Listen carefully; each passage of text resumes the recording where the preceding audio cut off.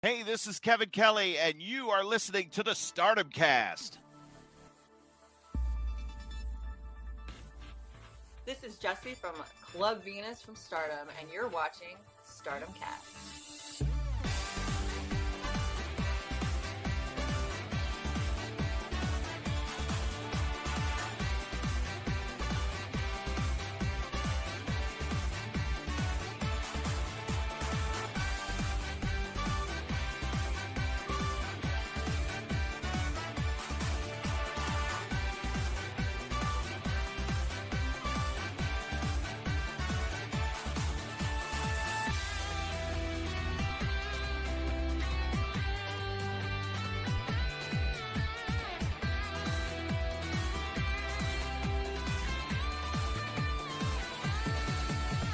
Hello guys and welcome to the Stardom Cast, your weekly audio source of all things World Wonder Ring Stardom. I'm your host, Rob Goodwin, and I'm joined as ever by the man, the myth, the goddamn legend himself. It's only Matt Turner. Matt Turner, it seems like only half an hour ago that I last heard your voice. Yeah, about that or so, my man. As usual, we are busy, super busy, not only with the Stardom Cast or the Marigold Experience or the Marigold Standard or whatever you want to call it this week, as it does have we're gonna have a rotating theme on it. But obviously, I am super busy with all crazy work stuff going on. You're busy chiseling paint off your ceiling, my man. But at least we're here to make each other laugh, and we're here to talk about some really good professional wrestling. But all things considered, though, brother, I'm great. I just came off a really nice family trip to Hershey Park, the sweetest place on earth, as they call it. And if you do pay attention to my Twitter page, you will see that extra cardio is definitely needed for me because I don't know if you saw what I posted on Twitter this morning, buddy, but I drank a milkshake that had a piece of peanut butter pie on top of it. So yes, extra cardio this morning and extra cardio for the next handful of days. But life is good, brother. Life is good. How are, other than you having paint all over yourself, how's everything over there at the new place? Yeah, it's not going too badly. I must admit, I was flicking through your Twitter and I saw the extravagant milkshake. Let's say it looked absolutely incredible. I hope it was as good as it looked. But yes, everything is going well. Like I said, I'm just in the middle of chiseling paint off a ceiling because the people here before us hadn't sealed the bathroom ceiling, which makes me sound very in the know when it comes to the trade, and I'm very much not. In fact, no, everything all right? Sorry, Kirsty's just done a run in true Papa Shango style. But yeah, she's consistent. She is consistent. But yeah, I was. They didn't seal the bathroom ceiling, like I say, so they painted straight onto plasterboard. So every time you try and paint over it, it just ends up bringing more and more of the old paint off. So in the end, I lost my temper and I'm now chiseling the paint off so that I can seal it, so that I can then repaint it properly. So it's an arduous process, but it needs doing. The podcast room has been decorated. Hopefully this will be finished tomorrow, so I can start putting up the good stuff, you know, the signed Mayu photos and the like. So hopefully when we do our alternate commentaries, which I'm assuming will be Monday, but I'm purely spitballing there because we haven't actually discussed anything. As is often the case, we'll often do our production meetings on air. Hopefully you'll be able to see a little bit more decoration rather than the bare walls and the echoey nonsense that goes on. Well, good stuff, brother. Now, Matt, we have got lots to talk about. Obviously, we recorded an episode of the Marigold Standard on Monday. That was released to everyone on Monday as well. Stardom have done shows in Kofu and in Kyoto as well, the beautiful KBS Hall. We haven't had chance to watch the show from Tuesday as we record, simply because it's not up on Stardom World yet, or it wasn't when I last checked. The one that was main evented by Crazy Star versus Wingori, which just saying that as a tag match makes me very excited, but that we will tag on to next week's review. So we'll just be the Kofu and the KBS Hall show, but my goodness gracious me, Matt Turner, did they load this show with avenues that they can go for. Jesus, not content with just labeling one potential challenger. We now have 3 potential challengers for the white belt. Yeah, not only that, but from what I gather, it looks like that's like, well, Soriano said, well, Hazuki, I'll give you a shot, only if I get a shot at your goddess title. Sure, Xena, I'll give you a shot at my Wonder of Stardom Championship, but only if I get a shot at your artist's belt. So it's really like, then that's cool. That kind of makes sense. Like, no, not a problem. You have something that I want. You have you have something that I want. And I have something that you want. So it really makes it interesting because you're gonna kind of wonder if that's the avenue they go. Will they finally give us this Hazuki Saori Anou championship match they've been teasing since, I don't know, 2 weeks after Christmas? It really seems like Hazuki is really like really prodding for this match. But it's really cool because it's like, who does Soriano take as her tag partner in the match if that's the avenue they go down? The easy answer is Natsupoi because Soriano Natsupoi never lost the tag belts last year. If you remember, Natsupoi was injured on that final night of the 5-star Grand Prix and they had to vacate the belts, which was eventually won by Aphrodite. And then at the same point, it's like, who are the other two wrestlers that Soriano picks for the artist belts? Now, obviously, in a dream scenario, we would want the Yunas, we would want the Tams, we would want the Natsupois, but at the same time, they can make it very easy if they want to stack the deck or stack the title defenses for one EXV and just have it no disrespect. It could be Soriano, Aya Sakura, and Sayaka Kurora. That's one way they can go. But however, about 2 hours before we are recording, they did announce that they already have an Artist of Stardom Championship match all set up, ready to go for the Korakuen Hall show party. Did you see this news? I did indeed, and it's going to be something we're going to be talking about when we look at the upcoming shows, because obviously, as we record, we have got a Korakuen Hall show on Sunday, so we will be talking about that. An Artist of Stardom title defense will be on the card. In fact, it is the main event of that card, which I'm very, very excited about, Matt. And it's obviously something we're going to be talking about as we build as well throughout the shows that we're going to talk about today in Kofu and KBS Hall. But before we get too ahead of ourselves, before we delve into the news and all of the things coming out of this weekend's shows, Matt Turner, what on earth is coming up on this week's Patreon? I like how you use the word Earth because it's just about every episode on Earth has been released on the Patreon these past handful of days and coming up because it has been super busy in the best way possible. We did release our alternate commentary of Micah defending the World of Stardom Championship against Megan Bain, her V2, which you and me and about 1,000 other people were there for at the world famous ECW Arena WrestleMania weekend. Myself and Andy Hatter also released our What Show Did We Like Better between All-Star Grand Queendom back last year in 2023 or All-Star Grand Queendom from just about a month ago from 2024. And I knew when I put this on paper, All-Star Grand Queendom last year was going to win. There's no secret on that one because it's not only the best Stardom show of all time, it's one of the greatest wrestling shows of all time. But what we did is we broke it down of IWGP versus IWGP, what match was better there, and like tag versus tag title and certain things like that. So it really was a little bit closer than you think, and it was really cool just having Andy on and going through a lot of the stuff that he's currently enjoying in Stardom. And obviously he's been helping out quite a bit on the Patreon. We hope in the next month or two to have him on the regular show just as a long format interview, because I think that'd be really, really fun. And I think that we'd have some really good questions from our listeners of the Stardom cast. So hopefully in the next month or two, one Mr. Andy Header will be on for that. Me and you recorded, I guess it'll be released this weekend. We did record almost a last minute what if. And it was basically what if myself and you, Rob Goodwin, the author of Chasing the Dream and Living the Dream, both available on Amazon, by the way, folks. What if we were to book the Marigold Summer Destiny show? And what if the rumors were true that WWE is heavily involved in that show? What would the card look like? So myself and Rob had about 7 or 8 matches, give or take, that we booked on that show. And those that Patreon episode should be out by the end of this week, because it's crazy to say, brother, the end of this week is the end of the month. So May is just flown by. We're going to be in June in just a few days. And also, I was thinking on the top of my head, I know there was something else we dropped, my full review of the 2019 final night of the 5-star Grand Prix. That is on your Patreon feeds as well. So that's all the fantastic stuff that we released and all the stuff that's coming up soon. That takes us up to the month of June.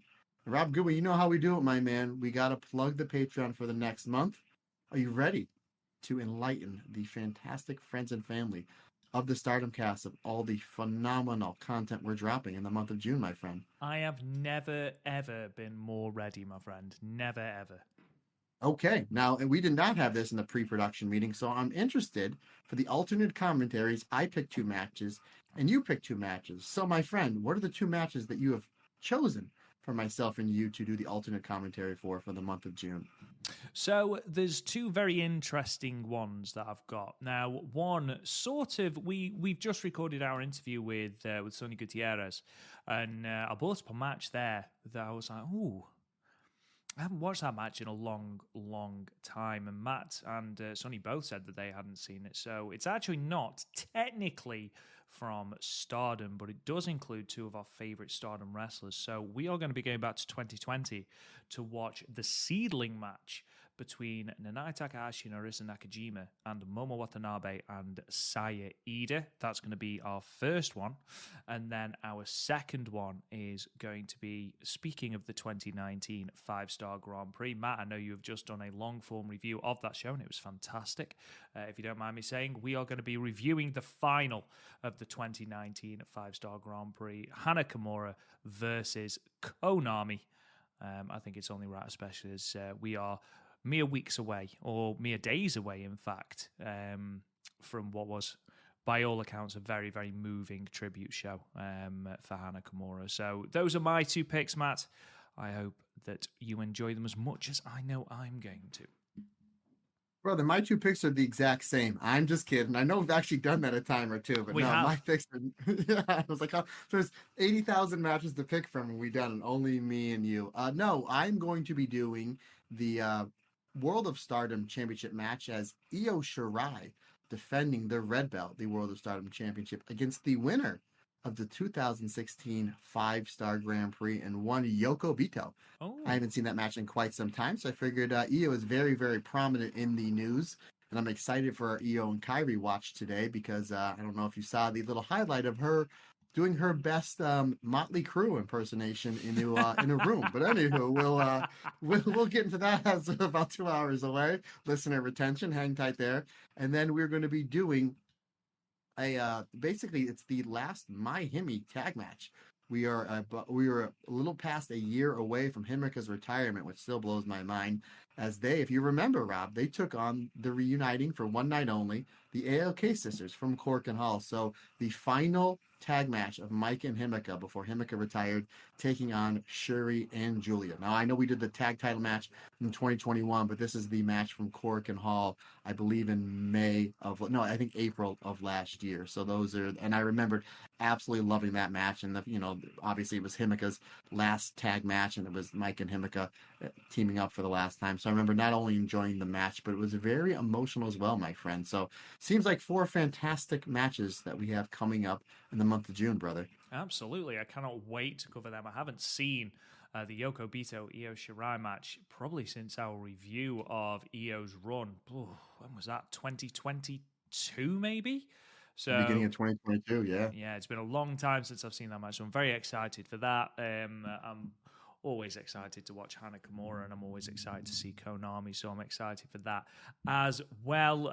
Also, in the month of June, if you don't mind me saying, Matt, we have also got the Retro Watch Along.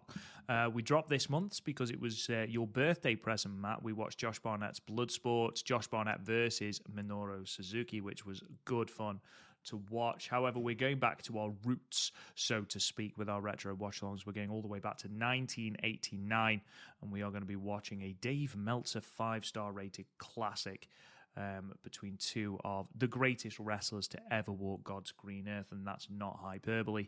Gentiro Tenru versus Jumbo Tsuruta from that match back in 1989. So I hope you'll join us for that. But I know that you were obviously in the mood for June, Matt. What else is coming up that you can share with the good listeners?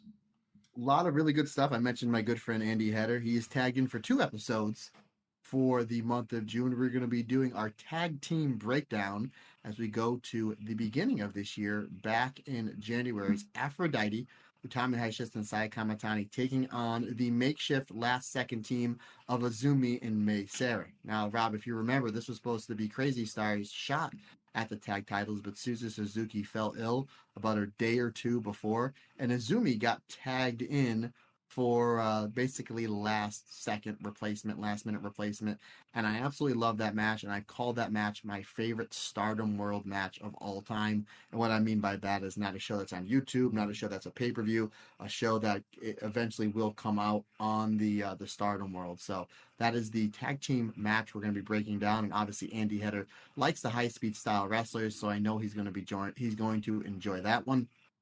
And then we're going to be doing our compare and contrast show, since our listeners really enjoyed myself and Andy doing that one. We're going to be comparing and contrasting what show we like better.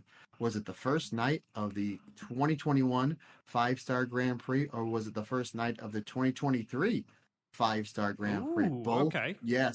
That's going to be very interesting, and just considering the fact of, and I don't know how I'm going to line them up yet. I'm going to text Andy either later today or tomorrow, because I don't know if I'm going to include the main event of the 2023 5-Star Grand Prix, just because it's where Saya gets injured. So Saya and Tam, and I may take that one out. I don't know. I just got to see how I'm going to line them up.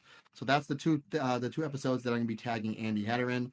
We are also going to be doing our What If. Our good friend Scotty Wrestling is coming back to the Stardom Cast podcast.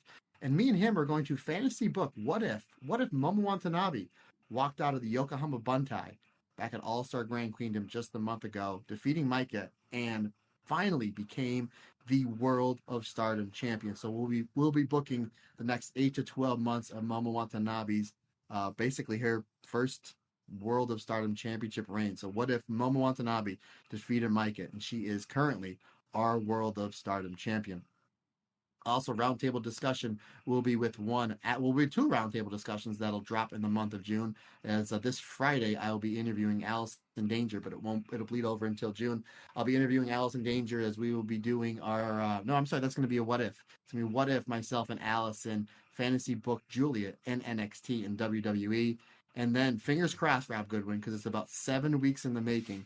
Hopefully, our roundtable discussion will be me, you, the great Karen Peterson, as we'll be talking all things Utami Hayashishita and doing a roundtable discussion of her complete Stardom run. So again, fingers crossed. We've been trying to work on it for the past 6 or 7 weeks, but eventually I think June might be our lucky month, my friend. So lots of great stuff on the Patreon. Obviously, we are releasing a lot more stuff on the free feed.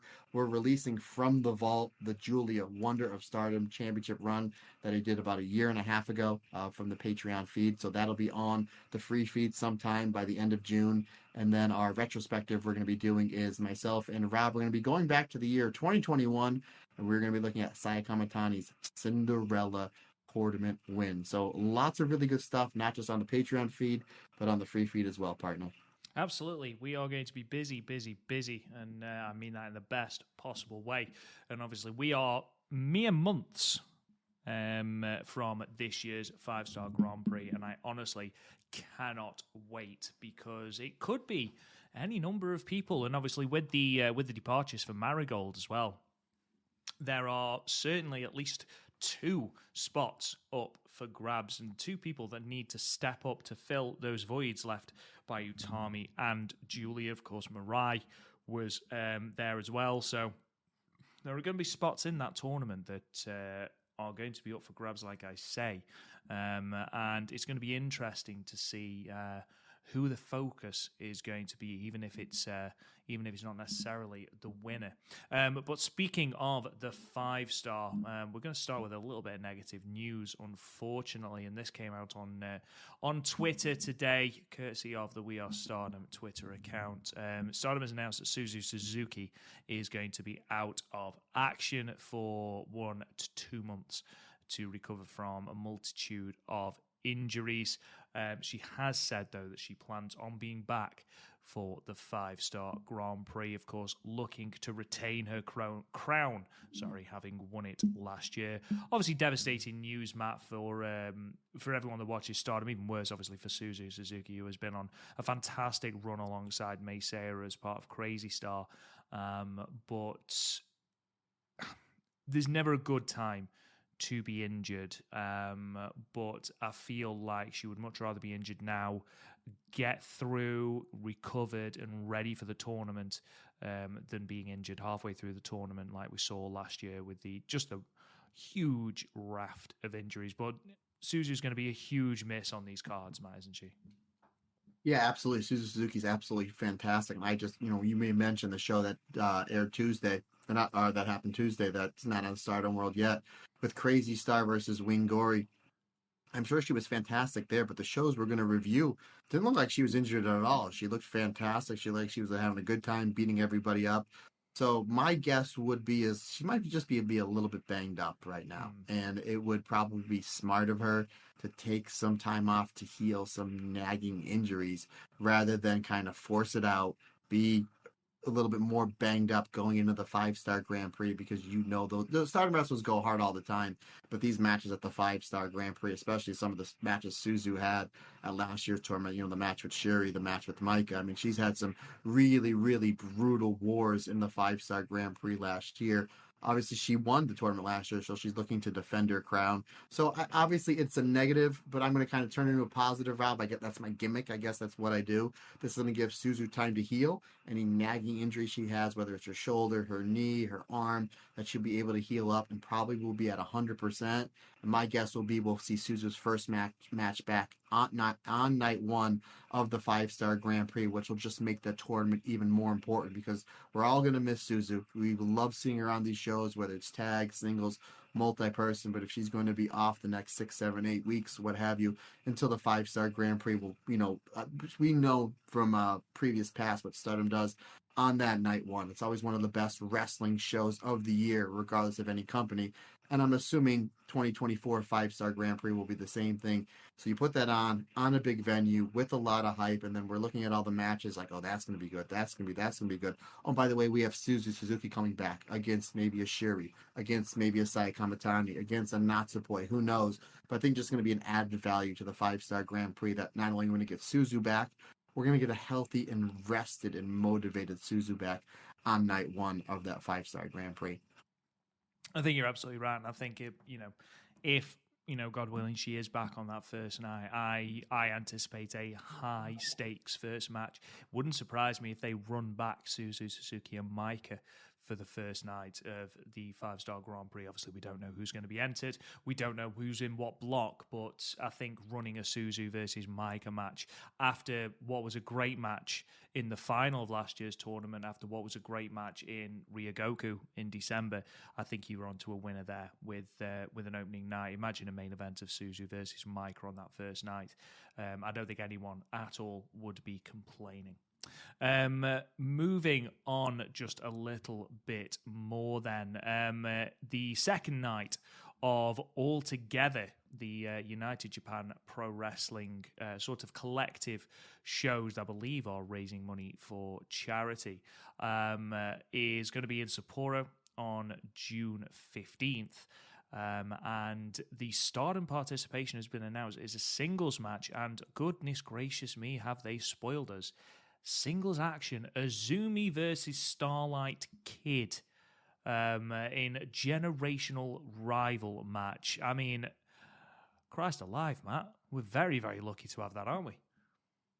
Sure are. Correct me if I'm wrong, brother. I'm kind of putting you on the spot, but I think this is an easy answer. I think their last singles match was the final night of the Triangle Derby back in 2023 for Azumi's High Speed Championship. Would I be correct in that assumption, sir? You would be 100% spot on, my friend. March 2023.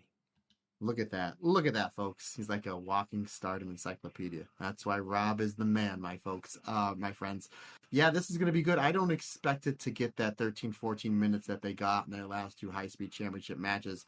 But at the same time, you can showcase Azumi and Starlight Kid in 7, 8 minutes, and there's a very good chance it's going to be the best match on the show. So, yeah, we did see a little bit of a preview at the or a little bit of a tease at the last All Together show, as it was Azumi and Miyu Amasaki as O2 Line taking on the team of mutual love of Starlight Kid and Natsupoi. As good as that match was, we know that Azumi and Starlight Kid are better when it's just a one-on-one singles match. So yeah, this is going to be something that's going to knock the socks off, I'm sure, everybody in that building, and a really smart play for Stardom on another big show, another big all-together show where there might be 30, 40, 50% of the people in that show or in that venue or watching it that have never seen Stardom before. Again, they might be there for the Noah, the New Japan, the All Japan representation, which I have a hard time believing any of those companies are going to outdo the Azumi Starlight Kid match that Stardom is giving us, my friend. So that's going to be just another commercial for Stardom to get more eyes on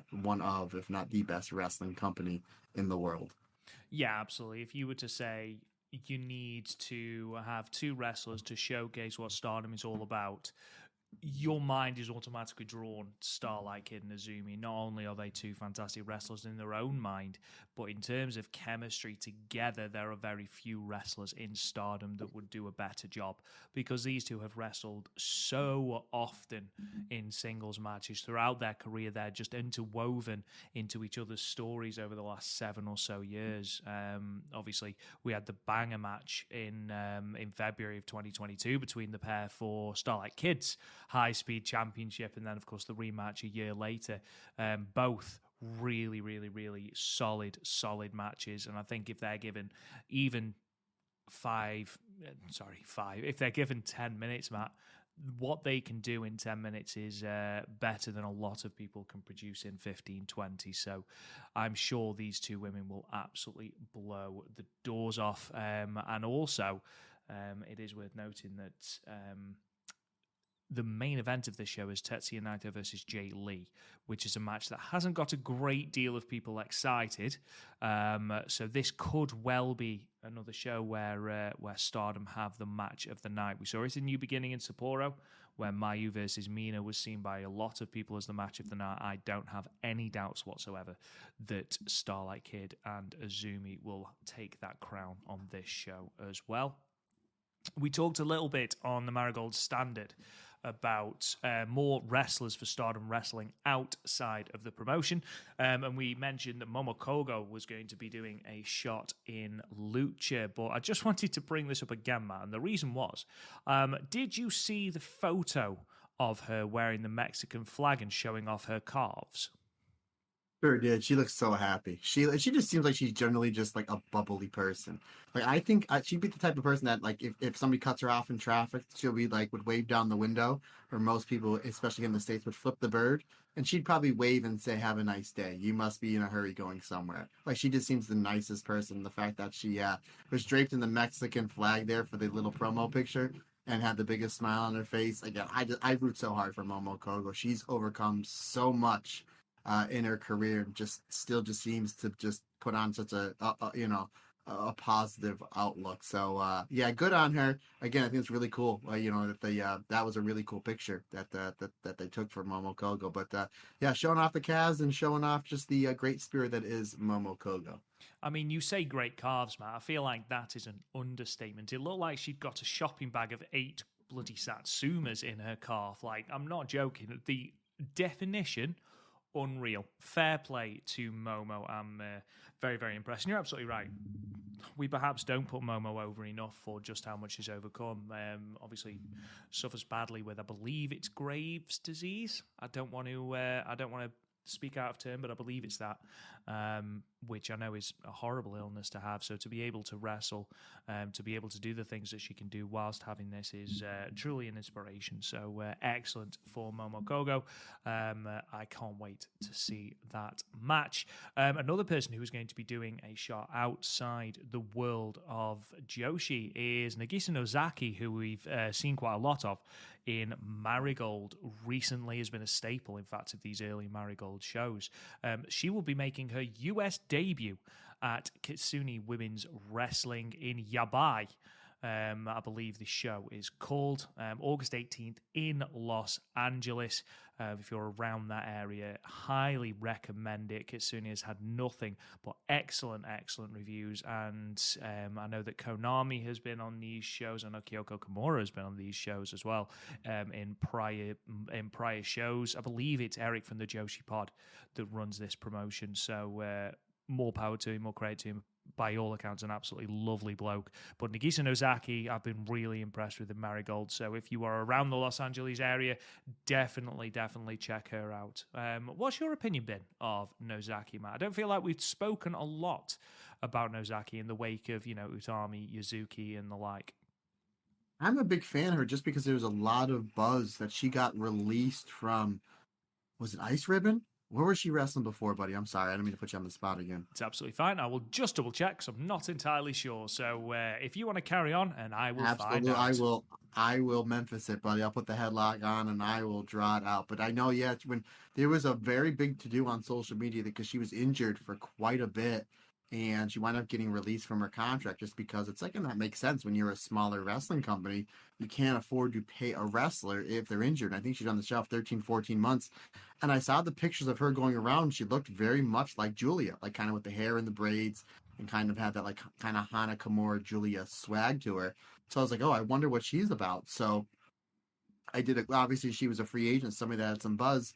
So I figured, well, maybe she's somebody that either Stardom or Marigold will pick up in the future because of, the roster is kind of being depleted a little and they need newer, fresher talent. So I went and watched some of her stuff on YouTube and I really, really enjoyed it. And I've been really enjoying her work in Marigold, and considering the fact that they're teasing a little feud with Julia once Julia comes back from her injury, I'm all for that, my friend. So, no, I'm a big fan of Nagisa Nozaki. And I think this is a smart play on the Katsuni wrestling promotion, considering the fact that she has a lot of buzz on her because she is working for the Marigold Wrestling Company and has had nothing but success and a lot more positive eyes on her. So I think this was a good get to get her, to bring her over to the States. I will not be going to this show because even though I do live in the United States, Los Angeles is on the complete opposite side of the country for me. So I will not be making that trip, my friend. Just out of blind interest, just because the size of America baffles me on a near daily basis. In answer to your question, I can't find anything about her being released, but she has done a lot of work, I believe, with Pro Wrestling Wave and with Marvelous, so it could be one of those. I believe she's still... I think it was Wave. But how long would it take you? So obviously, I know that you would fly, presumably, from Pennsylvania to Los Angeles. How long would it take you to drive there? Just out of blind curiosity.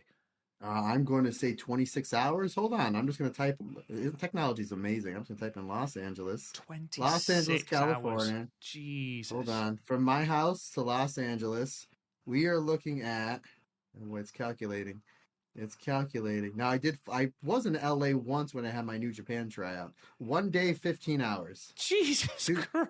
1 day, 15 hours. So technically, I mean, you're looking at that would be 39 hours, buddy. So. And you're not going to the show. That's a lack of commitment.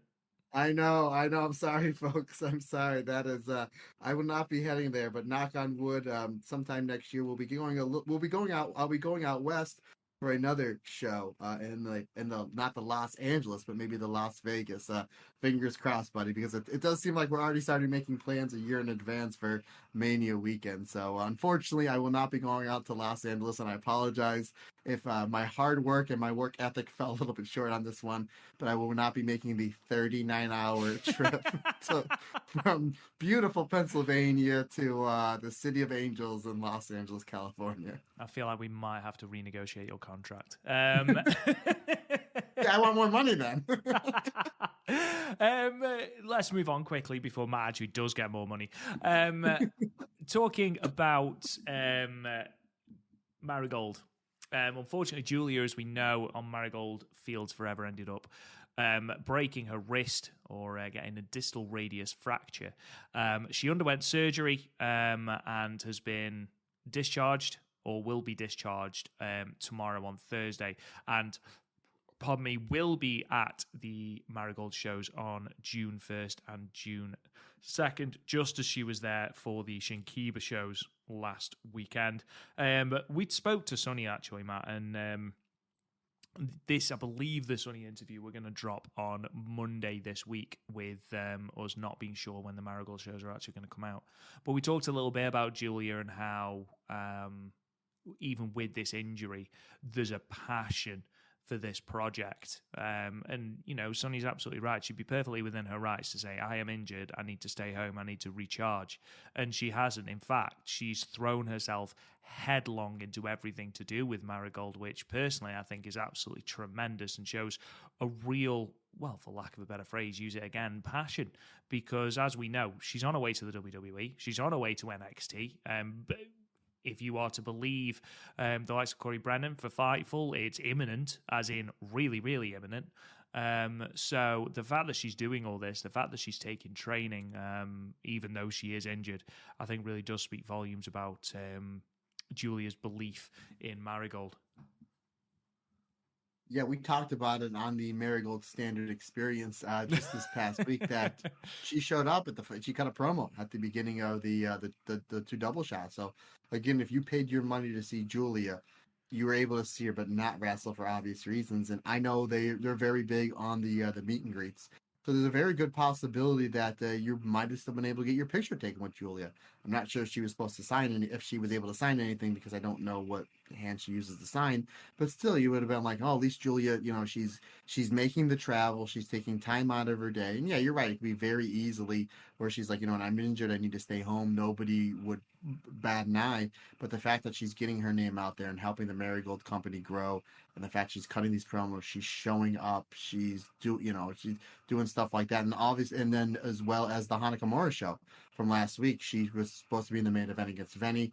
Obviously, this injury took her out, and she still came out, cut a promo, and she was very well seen on camera with a lot of the Marigold wrestlers. She was seconding Utami in that main event. So, yeah, I mean, kudos to her. Just really goes to show how much she loves wrestling and how much respect she has for all the other wrestlers around her. So, I mean, that passion with Julia just bleeds through. And obviously, we've been covering Julia since her start over here in Stardom, and you can tell she has an absolute passion and love for professional wrestling. When you see it shine through, when you can't perform but can still perform, if you know what I mean. She can't perform in the ring, but she can still perform by cutting promos and getting out in front of an audience and entertaining that way. So, you know, good on her. Good on her.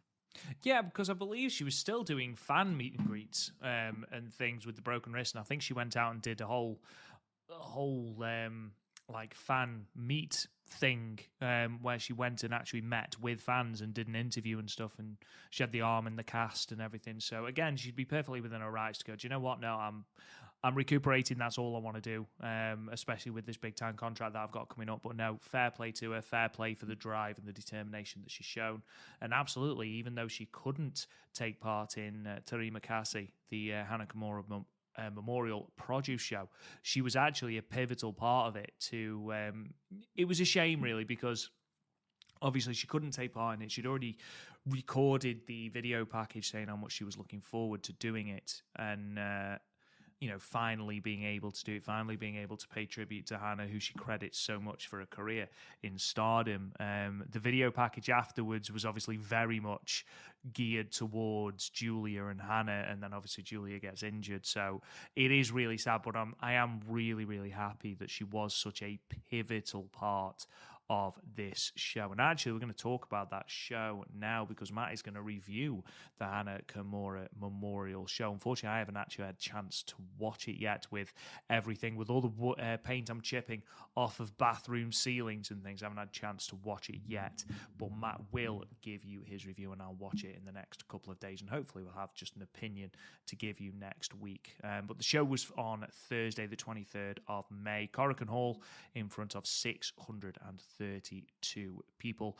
Obviously, it aired through Triller TV.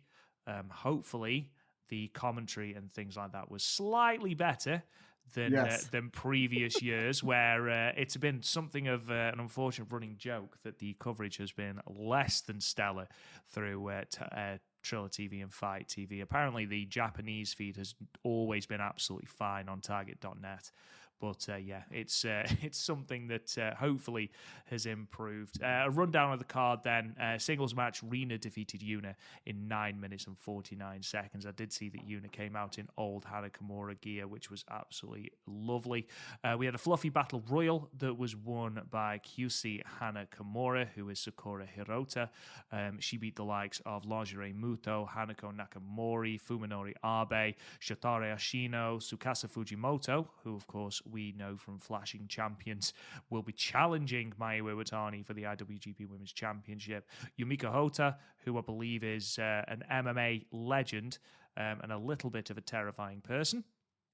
There was a Lucha Libre Rules 6-woman tag with the team of Aja Kong, Jinsei Shinjaki, and Ram Kai Chao defeating Mensori Oyashi, Shishao, and Super Delphin in 11 minutes and 43 seconds.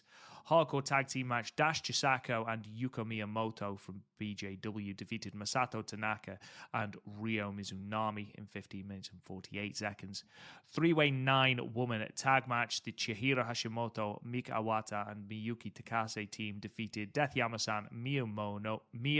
Mono, Jesus, hard enough for me to say, Sari, and Konami, Saori, Anou, and Saori in 10 minutes and 38 seconds. And then in your main event, singles match, Utami Hayashishita, the sub-in, if you like, for Julia, defeated Veni in something of a dream match in 16 minutes and 31 seconds. Matt Turner, what was your rundown of the show, my friend?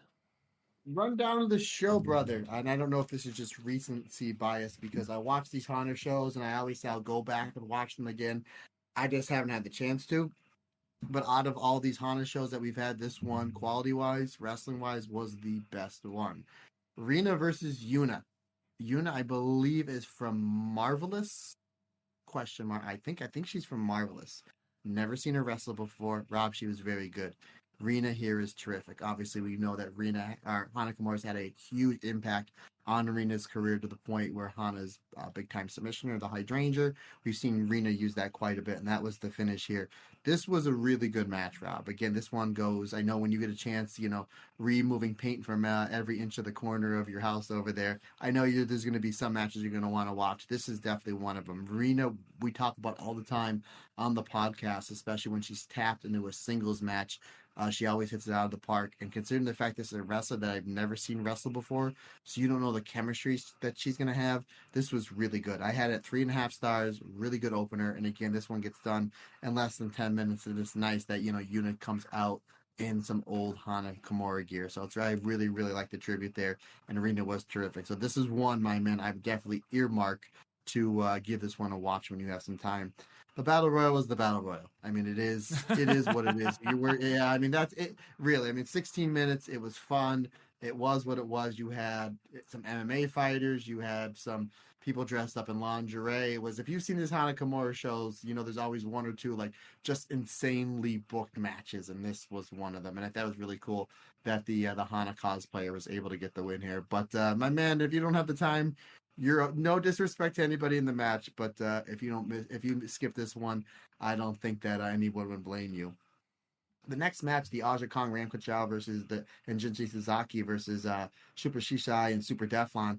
This was, if you are a Mijinoko Pro fan of the 90s, and I didn't even put this together until they got in the ring.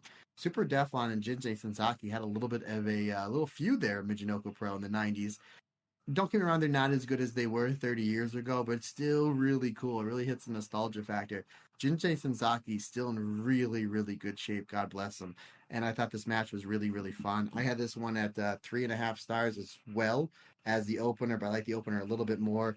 And of course, it's Aja Kong just beating people up. So it was really fun. Ram Kai Chao, she got her comedy spots in. There was a lot of really good stuff there. This one, you can kind of take it or leave it, but it was really cool to see Deflin and Jinsei Sasaki in there. Now, speaking of wrestlers that their prime, in my opinion, was the 90s and still absolutely kicking ass, Masato Tanaka, I have no idea what that guy eats. He's in phenomenal shape, and considering the fact that he's always worked this hardcore style, especially with the chair shots. And again, brother, you know me, I was a diehard ECW fan in the 90s. From 96, I watched a little bit 95, but from 96 up until their closing, ECW was my cup of tea, and FMW as well. And some of these chair shots that Tanaka took some like almost 30 years ago against the likes of like Mike Awesome and Mick Foley and Terry Those Funk. Mike Awesome ones I still have nightmares about. And the fact that like he's still standing and still wrestling well. Obviously, this was a mixed tag hardcore match with Ryo Mizumoto and Dash and Yuki Miyamoto. This was good. This was a fun little hardcore match. It might have went a little bit too long, went close to 16 minutes, but they did a really good job building stuff up. There were some really crazy spots. Yuko hits a top rope fire thunder driver through a table and then onto Ryo Mizumoto. There's some really good stuff with Tanaka and Yuko. Dash is really good, and I've only seen her a few times. I thought the stuff that she did was good. The only problem I had with this match, and if you do, and this is one I would seek out, buddy, if I were you, this was a good one, that if you're watching this match, you're probably like 5 or 6 minutes in, you'd be like, if I was sitting here at Matt Turner, I know what he'd be complaining about. Now, Rob, we have tables, we have chairs, we have tires, we have all sorts of gimmicks in this match. Everybody's bleeding. However, they make it a point that there has to be a legal tag in the match. And I'm like sitting there going, I get it. It's the Hana Kimura show. I get it, right? The rules are loose, right? So it wasn't something that took me completely out of it. Like, I get it. It's a tribute show, and I'm like, we're really worried. We're having Masato Tanaka some 30 years later, still getting full-fledged hit in the head with chairs. But if he wants to get in the match, brother, he's got to have his feet on the apron. He's got to grab that tag rope, and it's got to be a legal tag. So that always kind of chuckled me. Again, I get it. It's a Hana Kimura tribute match. Really good hardcore style match. 3 3/4 stars for me. My man, the last 2 matches, the semi-main event and the main event, are matches you definitely want to see. I'm a big fan of Mika Iwata and Mikuku Takase as Red Energy. I think they are absolutely fantastic, and I would love to see these two as a tag team in either Marigold or Stardom, because I would like to see them get on a bigger stage. There was some phenomenal exchanges with Sherry and Miku Iwata. Really, really good stuff. Hashimoto, she's terrific. Death Yama-san, she does her stuff. I think, again, it's really cool that Kiori Koryomoto, she's coming in and she's doing the Tokyo Cyber Squad gimmick, keeping that alive, which I thought was really nice. Obviously, you have Konami there as well. She was another very prominent member of Hana's Tokyo Cyber Squad. She was great as well. Soriano is terrific. Her stuff with Chihiro Hashimoto was great. Her stuff with Saori was terrific. That's definitely a match. Hopefully, somewhere down the line, we'll see, not unless Saori signs with Marigold or goes back to WWE, but I would love to see Soriano versus Saori, because their exchanges were the second best part about this match. And I said it a couple seconds ago, I'll say it again. Miku Iwata and Shuri had some phenomenal, brutal exchanges. Rob, and then maybe this is just me maybe this is just me because maybe they gave me an inch and I took a mile here. After the match is over, Iwata gets in the ring, she starts running her mouth, and then Shuri gets in the ring. And then they kind of almost like, Konami kind of like takes Shuri aside, and Takase takes Iwata aside. And they made it a point to zoom in on these two jawing at each other. Maybe, again, Rob, maybe this is just me. There's just maybe something they wanted to do to build intrigue. But if we get a Shuri versus Mika Iwata match, or if we get a Shuri and Konami versus Red Energy match, because that was kind of teased here at the end, and we had little sprinkles in this match, I will be a happy boy, my friend. Great match. We're going to get a chance, watch it, and let me know what you think, because it does seem like they planted some seeds for Red Energy, maybe doing a little bit of a Stardom run. I don't know. Again, maybe that's just me kind of fantasy booking. Main event, best match of the show, best match of these Hana Kimura tribute shows, in my opinion. Tommy Hayashishita and Veni, this thing just built and built and built. I mean, it's Utami. Veni's fantastic. Somebody that we don't talk enough about on this podcast, because she's doesn't really wrestle for Stardom or Marigold, and maybe somebody that I would like to see brought in more on a freelance basis. She was terrific here. Utami, it's a typical Utami Hayashishita psychology, and by typical I mean probably the best in wrestling, right? Like, nobody builds a match like Utami, and as good as Veni is, Utami makes her look even better. Some really, really good stuff. Great building towards the hijack bomb. Great building towards Veni's moonsault, where they're building, are they going to hit it? They wind up hitting both, and then eventually, though, Utami does hit the BT bomb at 16 minutes. Again, this is great, in my opinion, probably the best match in the history of the Hana Kimura tribute shows. 4 1/4 stars for me, and the fact that it got 16 minutes to tell the story, I thought it was terrific. Again, from start to finish, my favorite Hana show that they've ever done as far as wrestling wise goes. They did the call out at the end with the videos. There wasn't anybody huge on. Like, the one year we got Kenny Omega, the one year we got Will Ospreay. Really, the only one that stuck out for me was Jungle Kiona. If I know you probably read it in the that Jungle Kyona is pretty much has one foot out of wrestling and is looking to become like a full-time firefighter. And when they did the Jungle Kyona call letters, Jungle Kyona was in her firefighter's uniform, which I thought was really, really nice. So maybe she found her peace and found her way out of wrestling, is doing something that she enjoys.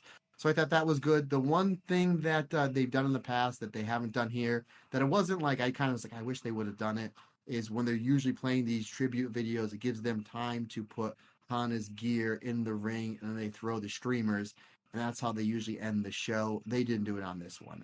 Not a deal breaker for me, but I really liked how they would end these shows with the streamers in Korakuen Hall with a lot of Hana's gear on the mannequins. And I really thought it was a great touch last year when Mercedes Monet, for a match with Kairi in her Hana Kimura tribute gear, donated the gear to Kyoko Komuro so she can put it on display for the Hana show. So again, all in all, as far as wrestling product goes, this is the best of the 4 shows, and especially those last 2 matches were absolutely fantastic. And if you have not seen them yet, definitely go out of your way to watch them because they were great. The semi-main event, the 3-way 6-person tag, that was 4 stars, and again, Utami and Veni 4.25 stars. Thank you for that. I'll definitely be checking it out. It's just been a case of, unfortunately, time has been against me. But yes, I've made a point to watch the shows for obvious reasons, and this year will be no different. Hopefully, when they do next year's, Julia will be able to compete because it does seem like it needs to happen. And again, that video package at the end of the show, which I have seen, all about the feud and how much it's really catapulted Julia, and I think we've all said who've watched Stardom since then that I don't think Julia's run in Stardom would be what it was without Hana. So obviously, definitely worth checking out. And it's lovely to hear about Jungle Kyona, who has had just rotten luck with injuries. So fingers crossed, if she's out of wrestling or if she's got one foot out of wrestling and she's doing something she truly loves, truly has a passion for, more power to her. I'll miss her dreadfully, but if she's doing something then that makes her happy, then I am all for that. I don't know if you saw, Matt, she did. She posted a picture on Twitter. There was a year where her and Hana had walked to the top of a mountain, or the top of a big hill, or something, and they'd had their photo taken up there, and Jungle posted a picture of just her there this year, and apparently it's the first time she's been able to go up there, either through physical or mental sort of boundaries. So it's nice to see. It was a really nice photo and a really nice tweet, which we don't get enough of on Twitter nowadays. Let's move on then. Let's review the shows we are here to review. So as I mentioned, Stardom did a weekend show, one in Kofu and one in the beautiful KBS Hall. The one from Saturday the 25th was in Kofu at the Kosei Sports Park main arena in Yamanashi. 258 people in attendance. Your results are as follows. Lady C defeated Sayaka Kurora in 7 minutes and 56 seconds with a giant choke slam. In 6-woman tag action, EXV, Hanako, Zina, and Waka Tsukiyama defeated the Stars team of Koguma, Saida, and Hanan, with Zina getting a pinfall over Hanan, which was interesting, in 10 minutes and 25 seconds with the Thunder Roll. In a 3-way tag match, the Godside team of Saki Kashima and Saori defeated the Cosmic Angels team of Yuna Mizumori and Natsupoi, and Crazy Star, Mei Seira and Suzu Suzuki. Saki getting the pinfall over Yuna Mizumori with a surprise Kish Kasai, that most dangerous of moves. 6-woman tag, the Oedo team of Momo Watanabe, Thekla, and Natsuko Tora defeated the Queen's Quest team of Azumi Miyu Amasaki and Saya Kamatani. Momo Watanabe pinning Saya Kamatani with the Peach Sunrise in 14 minutes and 16 seconds. And then in your main event, EXV team of Maika and Mina Shirakawa teaming with Starlight Kid as she continues her nomadacy along the different factions. They defeated the Stars team of Mayu Iwatani, Hazuki, and Momokogo, with Mike getting the pinfall over Momo in 14 minutes and 59 seconds with the Michinoku Driver 2. Matt Turner, what should people be checking out on this show, my friend? Rob, it's been a long day for me, and if I make this mistake, I apologize. Did you read the results of match number 4 with the God's Eye team with Ami Soy Rana Konami versus Tam Soriano Aya Sakura? 6-woman tag team action. The God's Eye team of Amisori, Konami, and Rani Yagami defeated the Cosmic Angels team of Aya Sakura, Saori Anou, and Tam Nakano in 15 minutes and 15 seconds. Amisori pinning Aya Sakura with the Blue Thunder Bomb. Matt, no, I didn't, and I don't know why. I was like, I think that, oh my God, it's been, again, folks, this is my 3rd podcast today, and I'm off work, and I've still had 3 meetings. So it's been a long, but a good day, my man. We got like our interview with Sonny was fantastic. And if you love Mina Shirakawa, you got some Mina stuff coming your way as well. No, this was a really, really solid show. I thought the first, I have to say, it looks like we mention it every week for the last 4 or 5 weeks. Saki Kazuma, she looks like she's getting better on that foot, no? No, I agree. And actually, on the second show, the KBS Hall show, I didn't notice it here, but the KBS Hall show, the strapping appears to have gone. So, fingers crossed, she is getting better. And obviously, she had a little bit more of a focus in KBS Hall because she was in that 3-way with Meisea and Sayarida. So, fingers crossed, it does look like it's getting better. So, hopefully, he's dodged a bit of a bullet there. Yeah.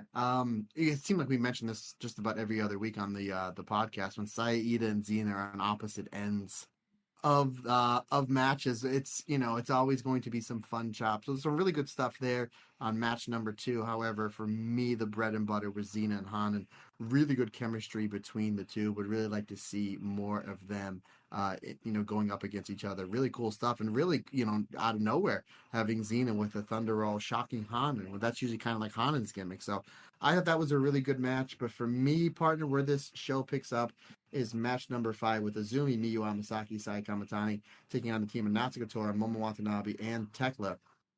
Once again, this new brash at Bushi Road, Mr. Okada, when they're doing the booking, they got no problem of having the stars, like the main event wrestlers, eating the falls in these multi-person matches. It could have easily been Miyu Amasaki eating the pinfall from Momo Watanabe, but we see Momo pinning Sai Kamatani here. And Momo has been picking up a lot of wins even after her big championship challenge against Micah. So it's nice to see that they're still keeping Momo Watanabe strong. And obviously we will get into the KBS Hall show where they set up 42,000 angles. But it's really cool to see Momo getting a win over, in my opinion, the 2 best Wonder of Stardom champions of all time, Momo and Saya, with Saya taking the 1 spot, but Momo getting another win over Saya Kamatani. Obviously, Momo's stuff with Azumi and Thekla, their stuff was really good. Clearly, they have a plan for Thekla where they're just going to slow burn, keep building her up, and keep just having her just beating people up and throwing them into the crowd. But having them get the win here does make a lot of sense, since Natsuko Tora, Momo Watanabe, and Thekla are the next challengers for the Artists of Stardom championship. I had this at 3 3/4 stars. How about you, partner? 3.5. Thought it was a very, very, very good match. The last 2 exchanges between Saya Kamatani and Momo Watanabe have been incredibly interesting. This one with just sort of stopping Momo in her tracks after Momo gets the pinfall. And obviously this leads into what we're going to talk about a lot, I believe, from the KBS Hall show. What I do like is, I don't know if you saw the post-match to this, Matt, but Tekla's newfound aggression towards idols, if you will. This aggression that she's got has really thrown the likes of Tora and Momo Watanabe. And I don't know if you saw in the latest backstage, but you see Natsuko Tora proper take a step back from Thekla. Now, that might be me just reading too much into it, but also it could be a case of, maybe Oedo Tai aren't quite buying what Tekla's selling, even though Thekla has been tremendous, and I'm thoroughly enjoying this whole cutthroat run she's been on, especially the utter demolition of poor Aya Sakura in KBS Hall. But am I reading too much into that, or do you think that that's something that they are actively pursuing, the Bushi Road brass? It really could be, because you kind of look at the pecking order, the pecking order, of Oedo Tai. We know Tora is the leader that was given to her from Kagetsu when Kagetsu retired a couple of years ago. But it really seems like Momo Watanabe, and this is no disrespect to anybody who knows Oedo Tai. This is just how what I think of Momo Watanabe, because I think she's great. Momo Watanabe is the best worker in that group, again, in my opinion. And now Thekla is kind of like the shiny new toy. That's the new project for, and and rightfully so. Tekla's great. She's bilingual. She speaks multiple languages. She's great for somebody to Stardom to put on overseas shows or to connect with different audiences because of there's no language barrier because she speaks multiple languages. She's terrific in the ring. She's got this really, really good aggression to her. She's charismatic. So it's almost like Tora is really getting put on the back burner here. And considering the fact that she's the leader of Oedo Tai. So it's interesting to see where they go with this. We don't know what's going to happen with Momo Watanabe with what they tease for the next show. Yeah, it is interesting to see what they're doing with the Oedo Tai. We've always said that Oedo Tai would have 42,000 members, and it just really seemed over the past couple of years. They got Saki Kashima because she defected. They got Konami because she defected and left Tokyo Cyber Squad. They got Starlight Kid. They got Fukigen Death. They got Momo Watanabe. And then last year they lost Saki in the cage match. And then last month they lost Starlight Kid because they kicked her out of the group. So now then Thekla comes in and joins on the same show. So there's a lot of shuffling with the roster that is Oedo Tai. However, it's really interesting to see like really who is the top dog in Oedo Tai. So maybe that's something that that they can play upon on as we're kind of shaking up the factions here. You mentioned that Natsuko Tora is the leader of Oedo Tai, and she is the leader. That's her job. However, I feel, has she ever really reasserted her leadership over Oedo Tai since she came back from that really devastating injury against Utami? I feel like even though she is by name the leader of Oedo Tai, she's played second fiddle to a lot of people. She played second fiddle to Starlight Kid in my mind when she came back. Same with Momo Watanabe, and now it feels like she's very much taking a backseat to Thekla. I mean, am I just sort of speaking out of turn here, or does it feel very much like whenever Oedo Tai, and I know that obviously at the moment Thekla is the one with the focus, but even so, I feel like we've had Oedo Tai now with Natsuko Tora at the helm since, 2020? And there has always been someone else, with the exception of the really dry run where it was just her, Saki, and Natsusumare. There's always been someone else. There's always been someone better in ring. There's always been someone who's more of a focus than Tora. Even when she went for the red belt, there were other people as more of a focus. Can you see Tora relinquishing the leadership of Oedo Tai? Or do you think it's just a case of she's happy, almost backseat driving, if you want? Well, that's a good question, a good way to look at it. I mean, really the only time they really built Tora back up since she came back from that injury that she was out like 14, 15 months was in the 5-star last year. I mean, she ran through everybody only to lose on the final night and not make it to the finals. And ultimately just build her up to feed her to Tam, which is fine. That's what you do. You a badass heel, you feed them to the baby face. That's just wrestling 101. It's how wrestling's been done for 60, 70 years. The only other time they really asserted her is maybe the last 2 or 3 weeks built up to the cage match last year with the Oedo Tai and Queen's Quest. I mean, she really came in as a bully, with the chain, beating down members of Queen's Quest and really kind of leading the charge, telling Momo and Starlight Kid and everybody else, like really directing traffic where, again, she's supposedly the leader. And she's kind of taking a back seat to Thekla. Again, you're right. The focus is on Thekla. We're building Thekla up for obvious reasons. Does she relinquish the leadership to Oedo Tai? Maybe this is something where it's a power play from Momo, where she's like, you know what? Maybe I am going to go back to Queen's Quest. But only if you let me be the leader of Oedo Tai. And we see more power with Momo. Then you see Thekla saying, well, geez, if she can be bullied out of her spot, then maybe I can be like co-captain of Oedo Tai. Maybe that's something they can do. It is really interesting what they are doing with these factions over the last few months and what they're kind of teasing here coming forward for the next few shows, buddy. Yeah, because let's not be around the bush here. Oedo Tai have been built incredibly strongly, as you would expect, because they're going for the Artist of Stardom belt, so they need to be. And obviously, with Thekla coming back and Thekla bringing almost a new savagery to Oedo Tai, I feel like now's the time to change, because it does feel, you're absolutely right, by the way, Tora, the last time they probably built her in any sort of way was that feud with Queen's Quest, which led to match of the year against Queen's Quest in the cage. However, it does feel very much like Tora is perpetually being pushed into the background. And, you know, with Kagetsu, for example, that was never the case. Because with Kagetsu, you knew Kagetsu was the leader. You knew Kagetsu was the main eventer. And I just don't feel like you can say that with Natsuko Tora. And even though, you know, we've said, oh, give her time. It's been 4 years now. And yes, she's had a year out with injury, but also hasn't done a great deal aside from a really good run in the 5-star Grand Prix this year. I feel something needs to change. I don't know whether taking the leadership for Oedo Tai would be the way to go with that, because what would you do with Tora alternatively? I don't know. I just feel the addition of Thekla, who is a lot more charismatic than Tora. A lot more. She draws the eye a lot more. She's more openly villainous, let's say. I don't know. There's. I'm reading it, and I might be the only one. I'm reading it as there is a little bit of doubt creeping in for Tora about the addition of Thekla, and I might be completely reading the wrong lines here, and they could run through EXV for the artist belts, and everything's hunky dory. But I don't know, something is off in my eyes. 6-woman tag then, the main event, Matt. EXV, Maika Mina, Shirakawa, and Starlight Kid versus Hazuki Mayu and Momo Kogo. Really enjoyed this, and I imagine you were the same, partly because I know that you enjoy anything with Hazuki and Mayu Iwatani in it.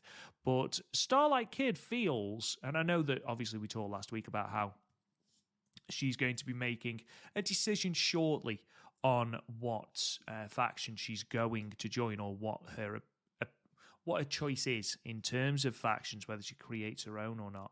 She just needs to finish teaming with everyone, so she needs to team with God's Eye, which I believe happened on Tuesday. And then she's teaming with Queen's Quest at Korakuen Hall as well. So we'll probably have an answer sooner rather than later. But I feel like her and EXV are a really good fit, if I'm perfectly honest. What say you?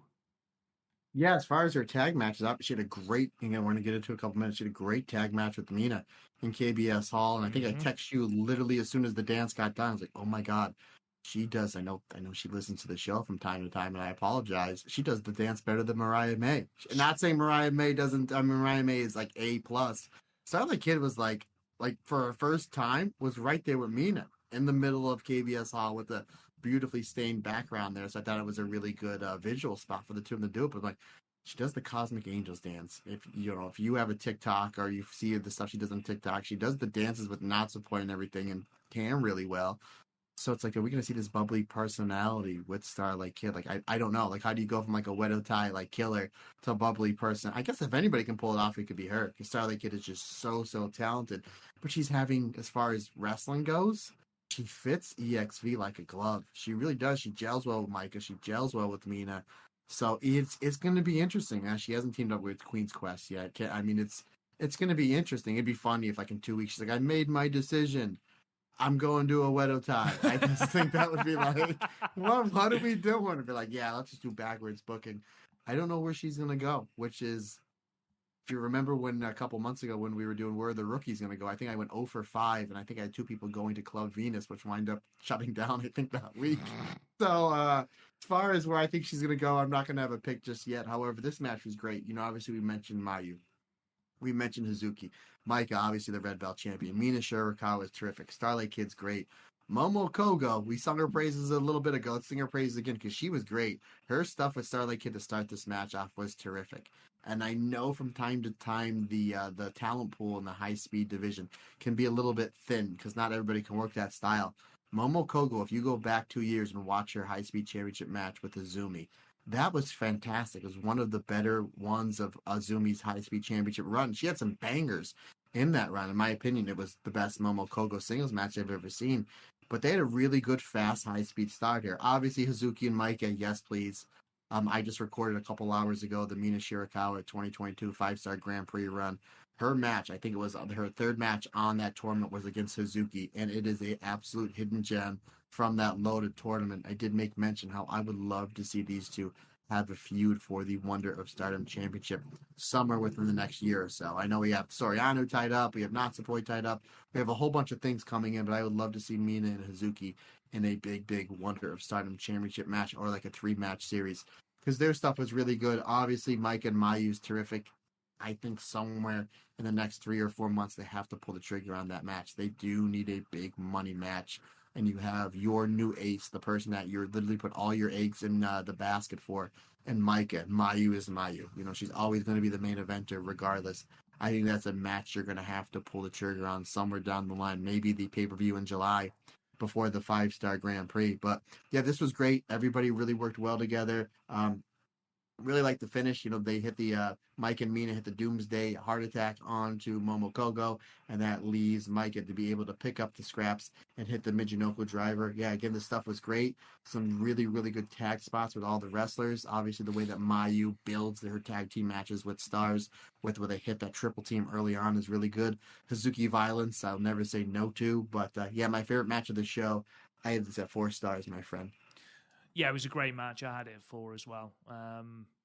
It's interesting. There's a couple of things that you've said there that I'm intrigued to get into a little bit more. In terms of Starlight Kid, I think going from the dark side to the happy side in Cosmic Angels might be a bit too much of a jump. My only issue with EXV is she's gone from Stars, where she was effectively, second or third in command. She's gone to Oedo, where she is effectively second or third in command, to then go to EXV, where she would be firmly number 3 behind Mina and Micah. I feel like it's all sideways steps. I feel like if she is going to leave and join a new faction, or if she's going to join a new faction, should I say, she needs to be at the top of that faction. So whether that is creating her own faction, I don't know. I just feel like if you are going to push Starlight Kid to that next level, she can't just be in the same place she's always been. She needs to move to the top of a card. My only exception to that is if she joins Stars and it starts a feud with Hazuki, who then leaves to join Queen's Quest, which I've talked about as sort of my thinking behind who joins Queen's Quest. Obviously, that's, they did tease something. I don't know if you saw it at KBS Hall, which we'll be talking about shortly, but I think that's the only way, really, that Starlight Kid goes somewhere and is not the leader. Because, again, yes, we know she's got the potential to be the main event.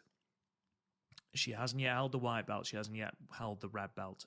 In my opinion, she needs to soon. She's ready for that white belt, in my opinion. But also, there's Hazuki, there's Xena, there's Saori Anou, the champion, there's Natsupoi. There's a whole host of people in that queue for the white belt. So she needs to do something that really breaks her apart from that crowd. And I'm really intrigued to see what that is going to be.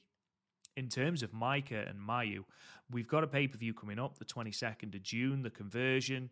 Why not there? I don't think there is anybody else in the red belt picture, really. In fact, Micah did a whole thing to Tokyo Sports, didn't she, about how no one was coming to her with a challenge. So why not there? Why not the conversion headlined by Micah versus Mayu Iwatani? Unless you are having, obviously, an IWGP Women's Championship defense. But I think that's the perfect place to do it. I know you've got 2 dates in Sapporo, and I think there's a pay-per-view after the 5-star at the Edion Arena, I think. Or have I just made that up? Is it the Edion Arena? Yeah, it is. Yes, it is the Edion Arena. So you could run it there as well, I suppose. But for me, I think to really solidify Micah's reign, she needs to beat someone like a Mayu. And I think that will be the perfect time to do it. And then run Micah versus Saori after the 5-star Grand Prix, which I think needs to be the next title defense for Micah after that. Love it. Book it, Stardom. Rob just gave you the formula. Let's move on then to KBS Hall, 26th of May, which was Sunday.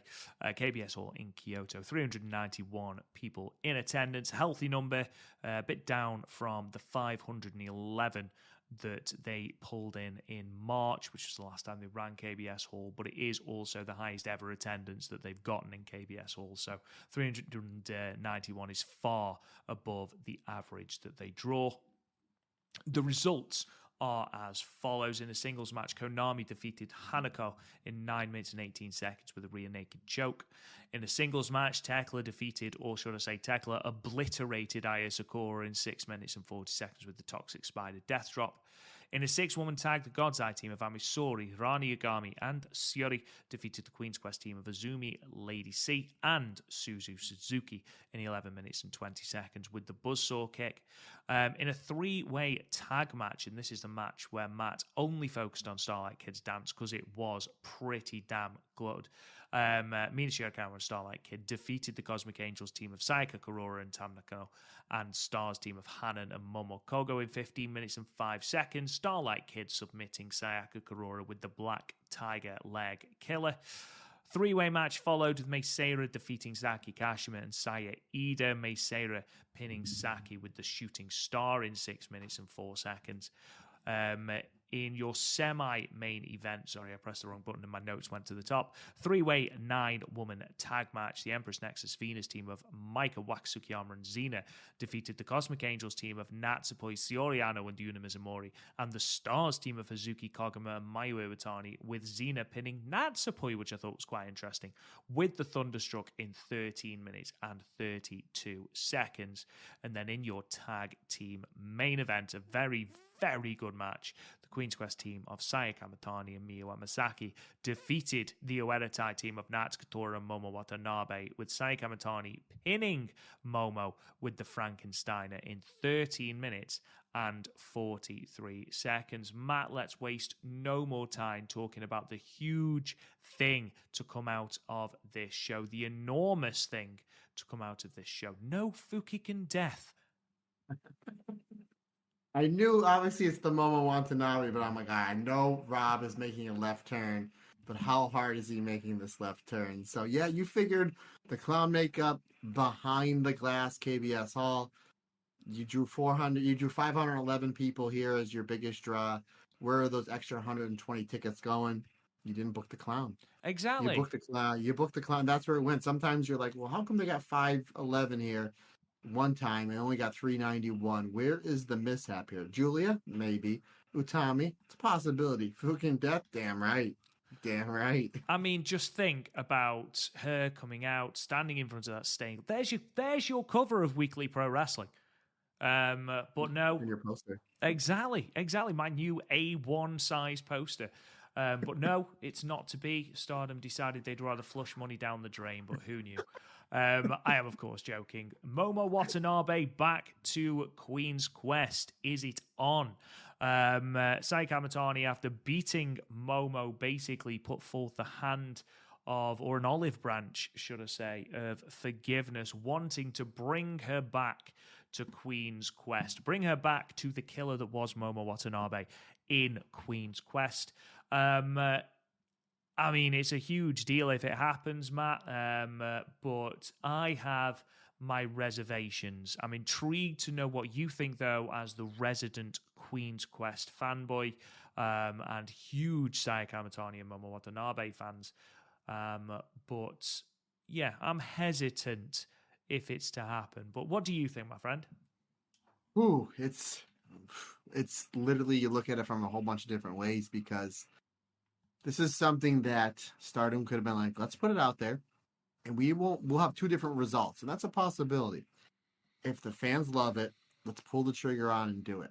2 weeks ago, everybody was comparing the Marigold numbers versus Flashing Champions, which Marigold outdrew Flashing Champions by like 600 people. So now you need to sell tickets. You need to get some buzz. You need to get people talking. So they could have said, okay, let's put this out there, and we can tease it and let it build for 2, 3, 4, 5, 6, 7, 8 weeks, what have you. And if the fans want to see it, let's pull the trigger and put Momo back into Queen's Quest. And then maybe we get a more violent Tora where she just like snaps, right? And that's another way. Maybe we can build Natsuka Tora back up. And then maybe we get somebody, one or two other people, maybe coming in a Oedo Tai to kind of fill the gaps of Momo leaving Starlight Kid and Saki Kashima. That's one way they can go about it. Or if they're like, no, here's our plan. Here's what we're going to do. We're going to stick to it, or maybe she's going to go, teases, and then maybe we see Nazumi is very adamant that she does not Momo Watanabe back at all. When we covered this turn back at the end of 2021, you made mention, partner. I remember very of all the people that Momo Watanabe hurt the most on this turn. It wasn't Utami, it wasn't Saya Kamatani, it wasn't Lady C, it was Azumi, because that's the person she was closest with. That was the person that's been in Queen's Quest the longest, and that was her tag partner. You know, they won the 2020 Goddess of Stardom tournament. In my opinion, Momo Oz is the greatest tag team to never win the Goddess of Stardom championships. All due respect to Dreamshine, but Momo and Azumi, in my opinion, are the best tag team to never win those belts. So maybe that's where Azumi's like, I don't want her back here. Or maybe Azumi is mad at Saya. You can see she was pretty teed off at Saya. Maybe she's upset at Saya because Saya did say, hey, Momo, I'm the leader of Queen's Quest. Or it's like, well, wait a minute. Like, we never had a formal vote. We never, when Momo left, they had like a 5-way battle royal match, which Utami wound up winning the leadership of Queen's Quest. Like, it was never clearly, officiated that Saya would be the leader. It would be either Saya or Azumi. And I know that a lot of people think, well, it should be Saya. She's the main eventer. She's the bigger star. And some people think, well, Azumi is just as good as Saya Kamatani. She's been there the longest. So why shouldn't she be the leader? In both valid points. So there's a lot of different things they have here. So you have Saya defeating Momo. And by the way, I loved how this match ended, where the day before Momo had Saya in trouble. Momo was able to beat Saya. Here it is the next day, KBS Hall. Miyu Amasaki's hometown, by the way. She's in the main event. Momo has Saya in trouble again. Miyu comes in with a kick, 360 DDT that leads to the Hurricanrana pin. So it was nice seeing Miyu Amasaki in her hometown assisting the former Wonder of Stardom champion, getting a pinfall victory over the former leader of this faction. So I really like that storytelling there. Man, I don't know go here. I don't. I've heard so many people have so many different theories where it's like Azumi's going to leave, or Azumi's going to cost them something, or they're finally going to convince Azumi, let's do something to bring Momo back. I have a feeling, Rob, very much like last year, it's going to lead to one of these loser leaves matches where which I was so dead set that either Utami or Saya was going to leave. And I was like, I'm going to have trouble watching this cage match. And they completely 180'd it. They gave us one of the greatest cage matches in the history of wrestling and the most satisfying matches I've ever seen, with Saya hitting Momo with the baseball bat and helping a bloody Utami Hayashisa to get over the cage. Is that something where they replay again, where it's like 1 year in the making, but if Momo loses, Momo has to join Queen's Quest. Queen's Quest loses. Queen's Quest has to break up. And it's Azumi finally saying, I had enough, and she turns? Or is it, basically a Vince Russo double swerve where they have Saya come, and we kind of heard certain rumors of certain things that they may be kicking around the Stardom office, where a certain phenomenal babyface in Queen's Quest may turn heel, which makes the least amount of sense I've ever heard since the Finger Point of Doom, which that'll be another rant for another day if that does happen. There's a lot of different things they can go. But if they're looking at this of what we think is going to draw the most money, draw the most amount of tickets, and what's going to leave the fans satisfied the most, from what I'm seeing, and this isn't just me waving the Queen's Quest flag, I think Momo Watanabe going back to Queen's Quest would be best in this scenario. I thought it would have been a Hazuki thing, because they need to do something with Hazuki. They need to kind of shine her back up, because if Starlight Kid does go over to Stars, you have Mayu. We have Hana coming off the win of the Cinderella tournament. We have Starlight Kid going back there. So it's like, do we just push Hazuki down to number 4 in that faction, where maybe Hazuki going back, that's a possibility? Or Momo joins, Azumi's like, I'm out of here. She goes somewhere else, and then Hazuki comes back in. That's a possibility. We did see that after the Queen's Quest vs. God's Eye match, after in the backstage promo, which, by the way, kudos on the fantastic folks that run We Are Stardom, the Twitter page, because they put those backstage interviews up with English subtitles, like ASAP. Straight away, yeah, straight away, which adds more to the story, where Shuri is very adamant that Lady C should come to God's Eye because we need to see her fight more. And I'm a giant fan of Lady C, and I'm honestly a giant fan of the Queen's Quest. They need to do something different with Lady C because she's going to be floundering on the bottom half of Queen's Quest. And that's no disrespect to her. It's because we've had a Momo, we've had a Utami, we've had an Azumi, we have a Sayakamatani, we may have a Hazuki, we may have a Starlight Kid, we may have a Suzuki. We don't know, but I think Lady C is somebody that needs to move out of Queen's Quest and go to a different faction. Maybe she goes to a Wedatai. They need that big, tall killer, right? I mean, I think Lady C with a mean streak, we've seen her with those insane choke slams. We've seen her with the chops. We've seen her with those running boots. God's Eye, I think, would be a good fit for her, but I think a heel turn to a Wedo Tai, I think would really, really help Lady C. So, again, as much as I love Lady C and I love her in Queen's Quest, whatever shakeup they do here, I think she needs to leave that faction so they can properly start putting more steam behind her because I think it's time to do something different with Lady C and move her up the card. Brother, there is so many. Suzu and Mei Sarah, they don't have a faction. Starlight Kid, where's she going to wind up? Is there going to be a new faction? There's so many different things they can do here, and I don't know what they're doing. And I'm both excited and scared, to be honest with you, because the last thing I would want is like an Azumi heel turn or them breaking up Queen's Quest or something like that. But I don't know. I'm intrigued for it. I think, and again, maybe this is just me thinking with my Queen's Quest heart. I think just from the everything going on online, I think the best thing would be for Momo Watanabe to rejoin Queen's Quest. And I like how they ended it. I like how they ended it where she put her hand out to go shake Momo's hand. She seemed torn. And then Natsuko Tora grabbed the microphone and started making fun of Sai Kamatani and Queen's Quest. And Momo kind of just walked out of the ring and pushed Tora out of the way. So they leaves that little bit of intrigue where maybe she was like, are you kidding me? You want me to rejoin Queen's Quest? And like, well, I just lost a red belt match again. Maybe this is what I need. Maybe I needed to leave Queen's Quest to find this mean streak, this super, super violent mean streak that I found in a Wedo Tai, and then maybe I need to get back to Queen's Quest to kind of get that swagger back in order to win the World of Stardom Championship. That's a possibility. Brother, there's a lot of different ways they can go. But the intrigue that they set up on this show, again, this is the big thing that everybody's talking about. And now we have Soriano. We have her title matches set up.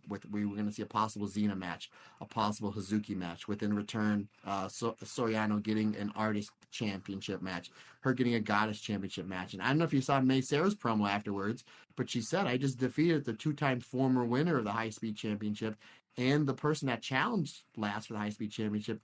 I want my High Speed Championship rematch. So we have a Mei Sarah versus Saya Kamatani match somewhere down the line as well. Stardom did a great job setting things up. And we mentioned when we reviewed Flash and Champions last week, partner, that they still had a good number, a little over 900, but you probably want to get 12, 13, 1400 inside the Yokohama Budokan. And it was a really, really good show. So they have to be like, okay, let's take a step back to move 2 steps forward. They took like 3 steps forward on this show for what they're setting up for the future. But the main thing is they need to be able to finish and they need to be able to deliver. My only concern, and I'll be honest, Matt, I hadn't gone into the granular detail of the impact on members of Queen's Quest and things like that. I'd thought solely about Momo Watanabe. If she goes back, what was the point of the heel turn? Now, I know you sort of addressed it when you said maybe I needed to go and find that mean streak, but you left the faction that you were left in charge of, where you made your name, where you had this incredible white belt run, where Io Shirai christened you and as the future face of Stardom, and you turned your back on that to join Oedo, where you have done nothing. Now, I know that she's won the Artist belt, I know she's won the Goddess belt.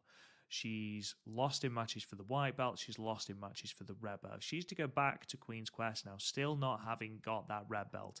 And she's not going to be going back to Queen's Quest as leader if she's been invited back. I'd be amazed if she's given the leadership, at least initially. So she's taken steps backwards.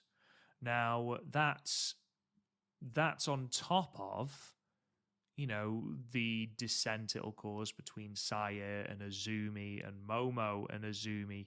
I don't see it. Now, if you were to say, right, okay, well, they're going to do a unit versus unit match, Queen's Quest disbands if if they win, Momo joins Queen's Quest if Oedo Tai win, or even if it's a loser leaves unit match, and after all of Saya trying to get Momo back, Saya Kamatani is the one that loses and ends up in Oedo Tai. I don't know.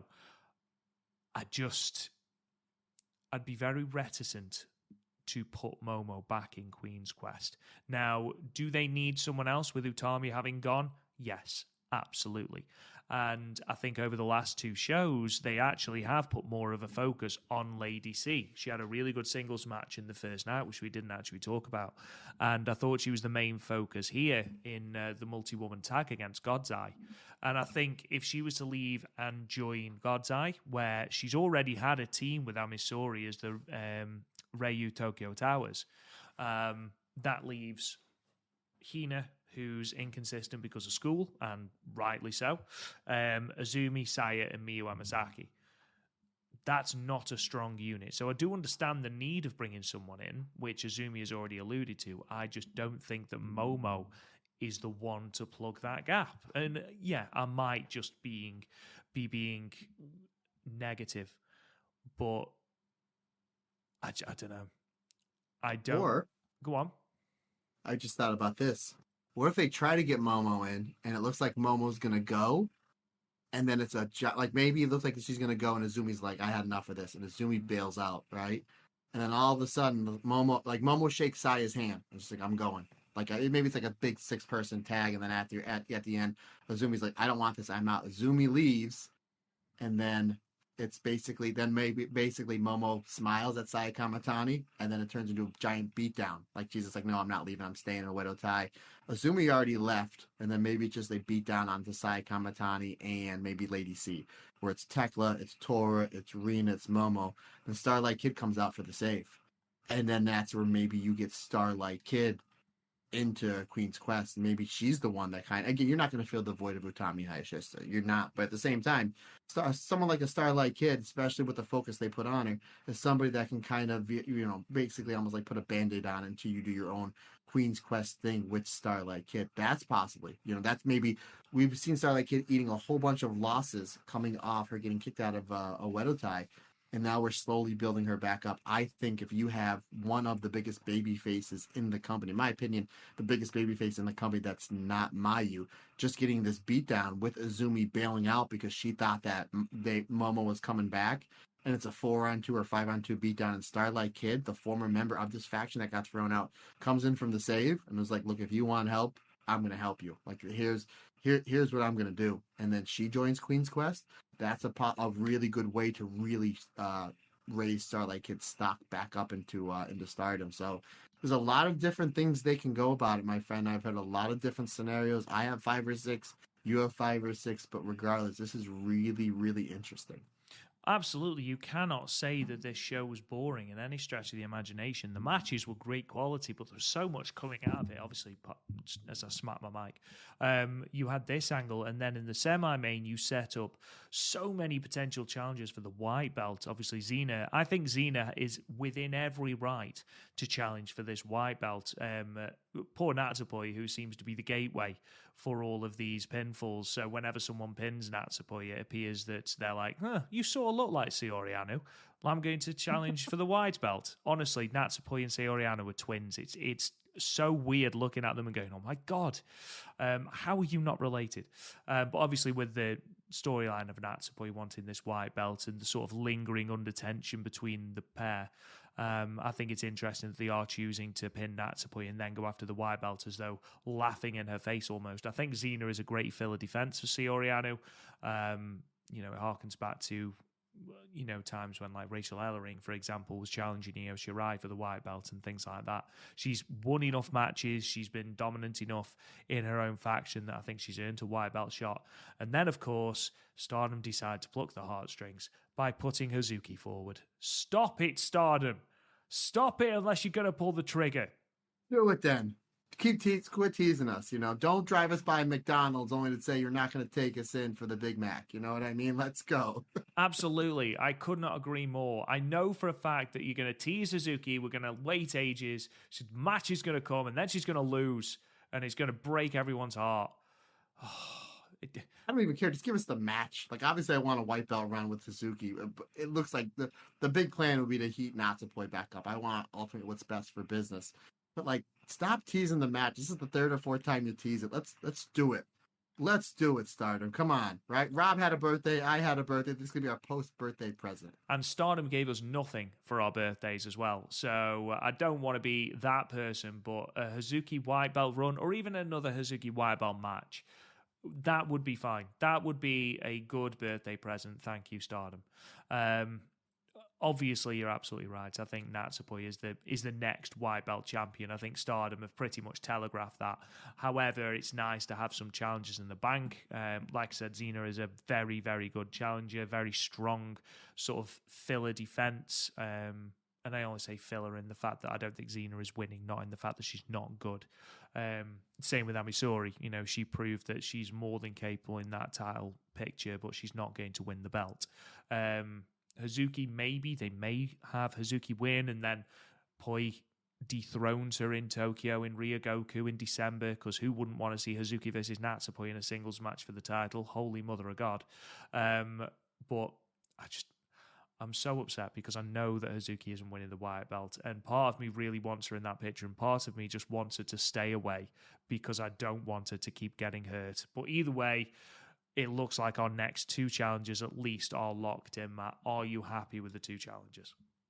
Absolutely. And again, the fact that there might be getting some Soriano artist match and a Soriano goddess match out of it. So yeah, I'm all for it. Again, you have to have that telegraph match where you know where the champion is going to win, just to build up the defenses, which is look like they're worth doing Soriano. And it's going to be a big spot for Xena. We saw Ami Sourei get the big spot 2 weeks ago, and this is going to be Xena, the biggest match in her career. And we've known from the 2 matches Soriano had with Mirai that at the end of those 2 matches, even though Soriano had a draw and a win, it looked like she just went through an absolute car wreck from the beating that Mirai put on Soriano. And I think that's what we're going to see with the Xena match.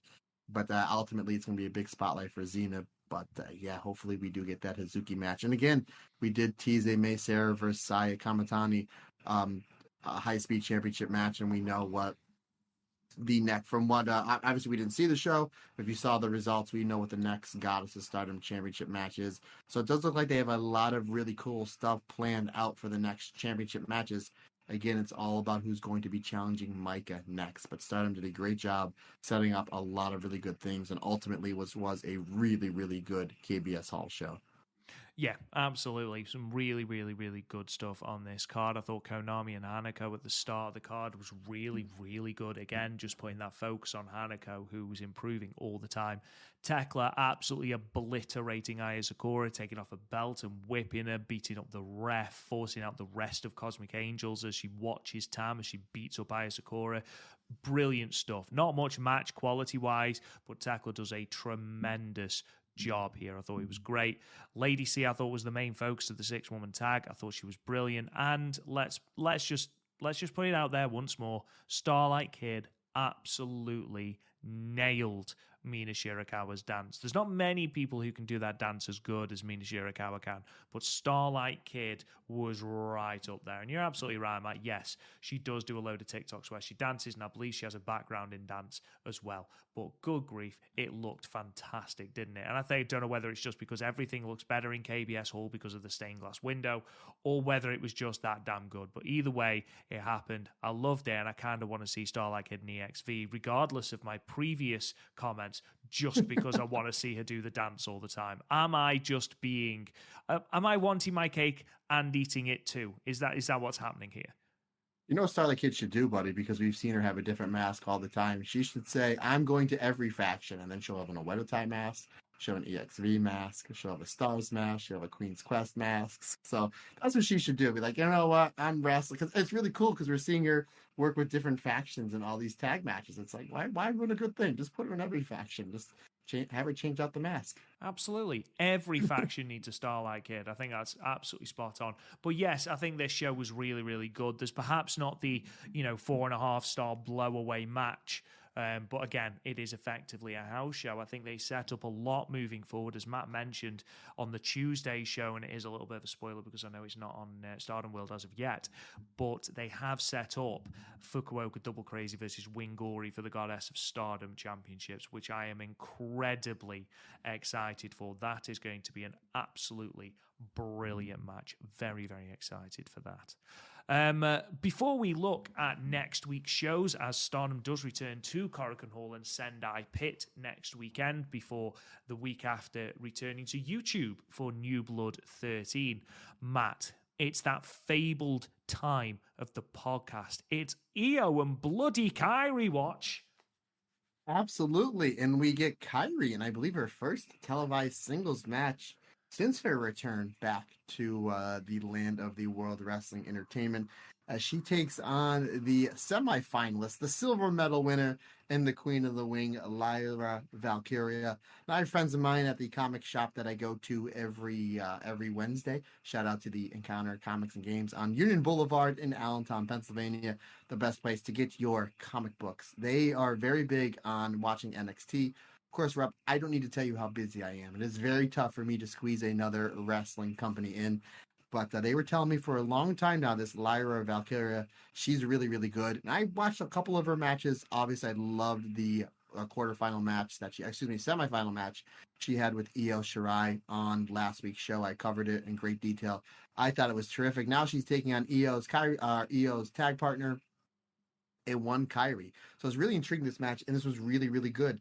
Lyra is able to keep up with Kairi, like her high-speed style offense. And we've seen Kairi almost working like maybe a half a step too fast against some of these wrestlers in WWE. And that's not a negative on these WWE wrestlers. It's just that's the way the style of the American wrestling is. It's just a little bit slower. It's more for the entertainment, for the camera work than it is over in Japan. So Lyra Valkyria keeps up with Kairi, like in every aspect in this match, which I thought was really, really good.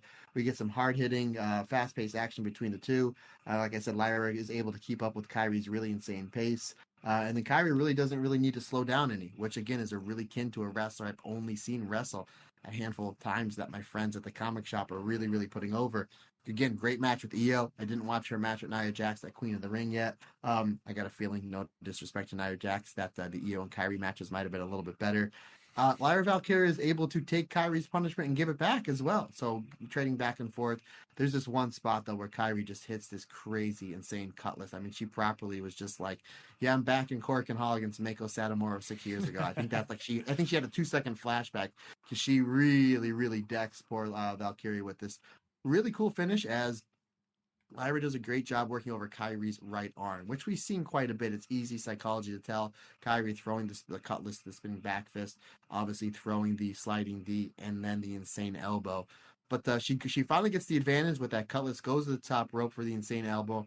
Lyra Valkyria kicks on Kairi's elbow on the way down, and then is able to get a quick roll up for the 1-2-3, getting the win there. So I like the match, like the finish. Would I like to see Kairi get a win here? Am I being biased? Damn right I am. Of course I am. But I understand what they're doing. Own it, my friend. Yeah, of course, absolutely. All the time, like, I'm not trying to be. I'm taking my bias out of here. No, I want to see Kairi get the win here because it's Kairi. I understand what they're doing with Lyra Valkyria. I thought she should have won Queen of the Ring. I really did, to build that match up with Becky. But I think Becky's contract expired. They're not going there. Whatever. Another story for another day. But I liked how she lost the Queen of the Ring in the finals, but gets a big win here over Kairi. Really good stuff. And then we go to a backstage segment with our fame. Io is backstage, and she's watching a TV, and she does not look happy at all, partner. Then all of a sudden, coming in the door is Dakota Kai carrying a beat-up Kairi, basically tending to her arm.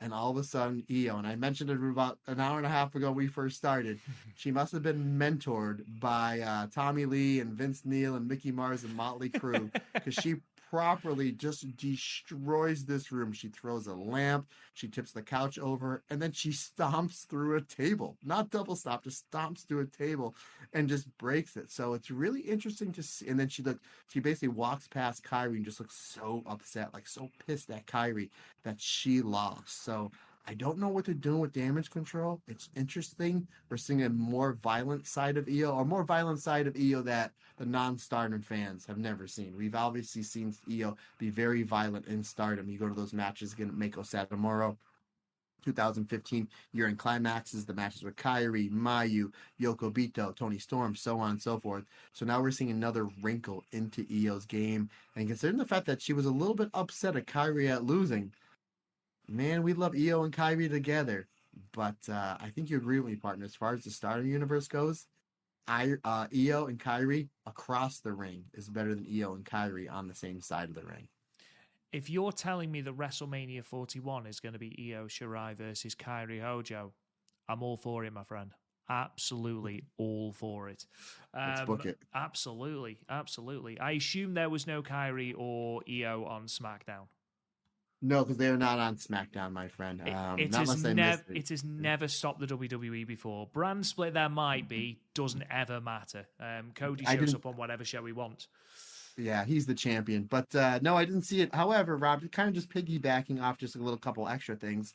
On Stardom World, there was a new match that went up on the Diana show, the Aya Sakura versus Nanami match. Real quick, did you get a chance to watch it? I haven't as of yet. It was really, it's not something to go out of your way to see. It was really, really good. And the thing that I liked about this is that when you have Aya Sakura in these matches in Stardom, she's getting 4, 5, 6 minutes, or she's in multi-person matches where she's outshined by Tam, Ashuri, so on and so forth. Or regardless of what they give her in the ring, the people in that match, they're there to see Tam, Soriano.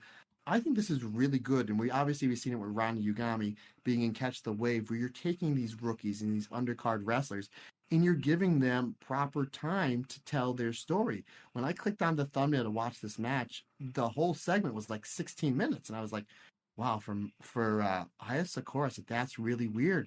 But it's nice that she's getting this opportunity where she is the main person in the match, and she has time to tell her story. So if this is what Stardom's doing, where they're taking a Rana Yugami, maybe a Hanako and Aya Sakura, and they're giving them other shots in other companies where they can have longer matches, and then when they come back to Stardom, they're going to be better. I think that's only going to benefit them. I thought that was really, really good. It was a solid match. Nanami wins with a Northern Light suplex. Again, it was solid. It was really good. 3.5 stars. Not something to go out of your way to see. But again, very smart on Stardom, saying, you know what? Go over here. Wrestle 10, 15 minutes in a singles match instead of being an 8-person match where you're only in the ring for 90 seconds, only to take the pinfall from Azina, something like that. So, again, I think the Stardom wrestlers will grow better by doing like the Dianas, the Ice Ribbons, the Catch the Wave. So I think it's really, really smart for Stardom to send their wrestlers to different companies that don't have a lot of experience, so they get more experience in longer matches. Well, how often do we talk about, that special word beginning with R, reps? The amount of reps you get in the ring are always, always, always going to help. So, you're absolutely right. Giving Aya Sakura, yes, you might have lost in 16 minutes to Nanami and Diana. However, it's 16 minutes you might not have gotten in a singles match in Stardom, as proved by the fact that she was absolutely obliterated by Thekla in 6 at KBS Hall. So, yeah, completely agree. A loss it might be, reps it certainly is. Let's have a look then at the shows coming up. We start on Friday at Sendai Pit, and the show is as follows. Hanako versus the returning Rian. It's nice to see Rian back from injury. Amisori, Saki, Kashima, and Rani Yagami versus Koguma, Sai, Ida, and Momokogo. Azumi, Lady C and Miyu Amasaki against Mina Shirakawa, Xena, and Hanako. Syuri, Meisera, and Starlight Kid versus Yuna Mizumori, Aya Sakura, and Sayaka Korora. Maika, Sayaka Matani, and Hina versus Momo Watanabe, Natsuko Tora, and Rina. And then in your main event, Saori, Anou, Tam Nakano, and Natsupoi versus Mayu Iwatani, Hanan, and Hazuki. Yow. That main event, buddy. Oh my goodness. That's what I was thinking. Very, very excited. I'm noticing there's no Thekla on this card. I wonder if she has a prior engagement somewhere. Didn't she get arrested for what she did in KBS Hall? Bloody hope so. She deserves it. That poor referee. She needs to understand the referees are made of tracing paper. Good grief. It was assault, common assault. But no, that main event is brilliant. Natsupoi, Saori Anou, and Tam Nakano versus Mayu Iwatani, Hanan, and Hazuki. Yes, please. Yeah, some really, really, really good matches on that card. And then Korakuen Hall on the Sunday. Mei Seira versus Saki Kashima versus Rian. Amisori and Dorani Yagami versus Rina and Fukigen Death. Mayu Iwatani, Hazuki, and Koguma versus Hanan, Saya Ida, and Momo Kogo, an all-stars affair. Saori and Konami versus Waka Tsukiyama and Hanako.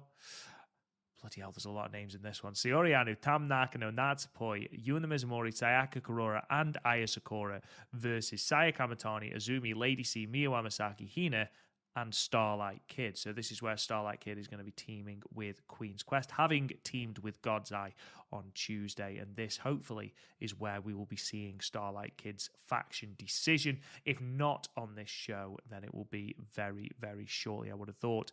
And then finally, the Artist of Stardom Championships are on the line with... Sorry, I've lost my notes. I've accidentally closed them. There we go. With the champions, Maika Shirakawa and Xena defending against Momo Watanabe, Thekla, and Natsuko Tora. This will be the EXV team's second title defense in the 63 days that they will have held the belt. Matt, obviously the main event is going to be very, very good. What else are you excited for, my friend? A 12-person tag should be interesting. A lot of bodies in there, and it's just like Starlight Kid is like, well, I need a team with Queen's Quest. Like, well, what members? Well, Queen's Quest. Okay, here's everyone. So it's like she's gonna get her reps in with everyone that, and then kind of the All Stars affair looks pretty tasty as well. It's a Korakuen Hall show. It's a solid card, but I don't know, we've been saying this a lot over the last 6 or 7 months. They need to start giving these Korakuen Hall shows something really, really special. The main event is a championship match. That's going to be really good. And again, it's Stardom. All the wrestlers are fantastic. But I really think they need to give maybe like a special, another singles match or another title match or just a straight up tag match. I just think, again, good card. I'm sure I'm going to enjoy it. It's Stardom. The main event's going to be great. But to me, for Korakuen Hall, I think it's just missing a little something. Even if you have like the New Blood titles, for example, the New Blood tag team titles, Wingori aren't really doing anything. Why not have them defend the belt? They haven't defended them since March. They've held them for 243 days. They've only defended them 3 times. This will be the perfect card to defend those belts. Why do you not have Sayaka Kurora and Aya Sakura take on Wingori? Why do you not have I don't know, a Miyu Amasaki and a Hina, or literally anyone, a Rani Yagami and a Saki Kashima. It doesn't matter. Just put another title match on there. Literally, there's no direction for Micah, so there's no direction for the IWGP Women, so there's no real need for Mayu not to be facing off in a match with Micah and then building towards that. It's an underwhelming Korakuen card without a shadow of a doubt. Obviously, at least we do have a championship match on here, and I'm sure it'll be great. I do anticipate Oedo Tai taking the belts. What about you, Matt? Yeah, I agree. Again, but at the same, we mentioned, I think last week, that the only way that Oedo Tai should lose if it's by a DQ. I don't think you end a Korakuen Hall show on a DQ. Yeah, I do see Oedo Tai winning the belts, and again, where's that going to leave Momo Watanabe as far as going to Queen's Quest? I think it just makes it more interesting. I think I can see them maybe winning the belts and maybe having Saya, Azumi, and maybe a Lady C come out, maybe be the next challengers. Or what about a Saya, Azumi, and a Starlight Kid being the next challengers? That would be something interesting as well. I think you're going to see, if we saw a lot of moving parts in the KBS All show, I think you're going to see more moving parts on this show. I think they're just going to take the advantage of every show, kind of keep moving all these stories forward, even if it's only half a step, at least the step in the right direction, and it really is going to get the fan base talking, and again create some buzz, because ultimately buzz creates intrigue creates ticket sales. So I'm interested to see thinking the wrestling's going to be good at Stardom. I'm interested to see what storylines that they play forward. Yeah, you made mention again, Micah doesn't have a challenger. Why don't you just do a Tam versus Shuri match, number 1 contenders match? I mean, that'll help you draw some tickets. It'll be a solid show, but it's interesting to see what storylines come out from this one. Yeah, you're absolutely right. We've had no what's the word I'm looking for? We've had no challenges for the red belt, so why not have a number one contendership match on this card? We've had number one contendership matches before. We saw a number one contendership match for the white belt, Natsupoi and Namisori. It works. So I don't see why we don't have that. And also, why do we not have like a Hazuki versus Natsupoi match? Number one contendership for the white belt again. And just have the story be that Natsupoi continues to lose and can't quite get there. I know that you can't do Xena in there because Xena's in the championship match, and that's fair enough. But you could definitely do Tam and Saori in a singles match for the number one contendership for the red belt, or a Mayu Iwatani and a Saori, or a Mayu Iwatani and a Tam, or a Saya Kamitani and a Tam, or whatever. There's so much you can do. It feels very much like we're in a bit of a state of transition, which isn't a bad thing. Obviously, we need to build towards the next things. We need to build up challenges and things like that. And we actually talked, a lot last year about sort of the way we were burning through matches and we weren't really giving feuds time to breathe. And I think we are doing that, but we do need to start looking at where we're going for the next pay-per-view. Like I say, the 22nd of June is the next pay-per-view, so we need to start building those stories. So they are taking the time, and I appreciate that, but I do feel like we are in a bit of a transitional phase in terms of titles. It'll be really interesting to see where we are at the end of this Korakuen show. Like I said, in the Sendai show, Micah's across from Oedo Tai. Who else is... Micah teaming with QQ is interesting, isn't it? Yeah, Saya Kamitani and Hina. It is interesting. I'm just trying to see who else. Like Saori Anou, I don't even think is on this card. Oh, she's in the main event against Mayu, Hana, and Hazuki. So you could potentially build Saori Anou and Hazuki there if that's the route they're going. And then Mina Xena and Hanako are against Azumi, Lady C, and Miyo Wamasaki. So I don't see that going anywhere. But nevertheless, I'm sure the cards will be good, and I'm sure we'll be talking about other things coming out of that as it comes out. But Matt Turner, unless there's anything else you would like to bring up, my friend, that brings us to the end of this podcast. I just want to say it's an absolute pleasure podcasting with you, my friend, and let's do it again next week. Do you know what? I'll raise you one better. Let's do it Monday. Let's do two next week. Let's do at least two next week. It's been a pleasure, man, as always. Ladies and gentlemen, thank you so much for joining us on the podcast. We really, really do appreciate all of your support. Don't forget, you can check out our Patreon, www.patreon.com/StardomCast, where you can enjoy all of these episodes early and ad-free for just $1 a month. If you can't do that, of course, or you don't want to, that's absolutely fine. You can find us everywhere you get your podcasts. Just look for the Stardom Cast, and we will be there. You can find us on social media at the Stardom Cast. Don't forget to check out the website, www.thestardomcast.com. You can talk to me on Twitter at @RealRobGoodwin, and then Mr. Matt Turner, sign us off, good sir. Absolutely, folks. Questions, comments, some suggestions for any Patreon episodes or any alternate commentary or anything like that, let me know. Matt Turner OF on the Instagram and or the Twitter is the best way to get a hold of me. If you want to shoot me an email, that's perfectly fine as well. The StardomCast22@gmail.com is the best way to get a hold of me via email. Folks, that's going to wrap it up for another episode. Greatly appreciate your support. Can't do it without you. Because like I always say, it's just not my podcast. It's our podcast. Because we're all together. Everyone's different. Everyone's special.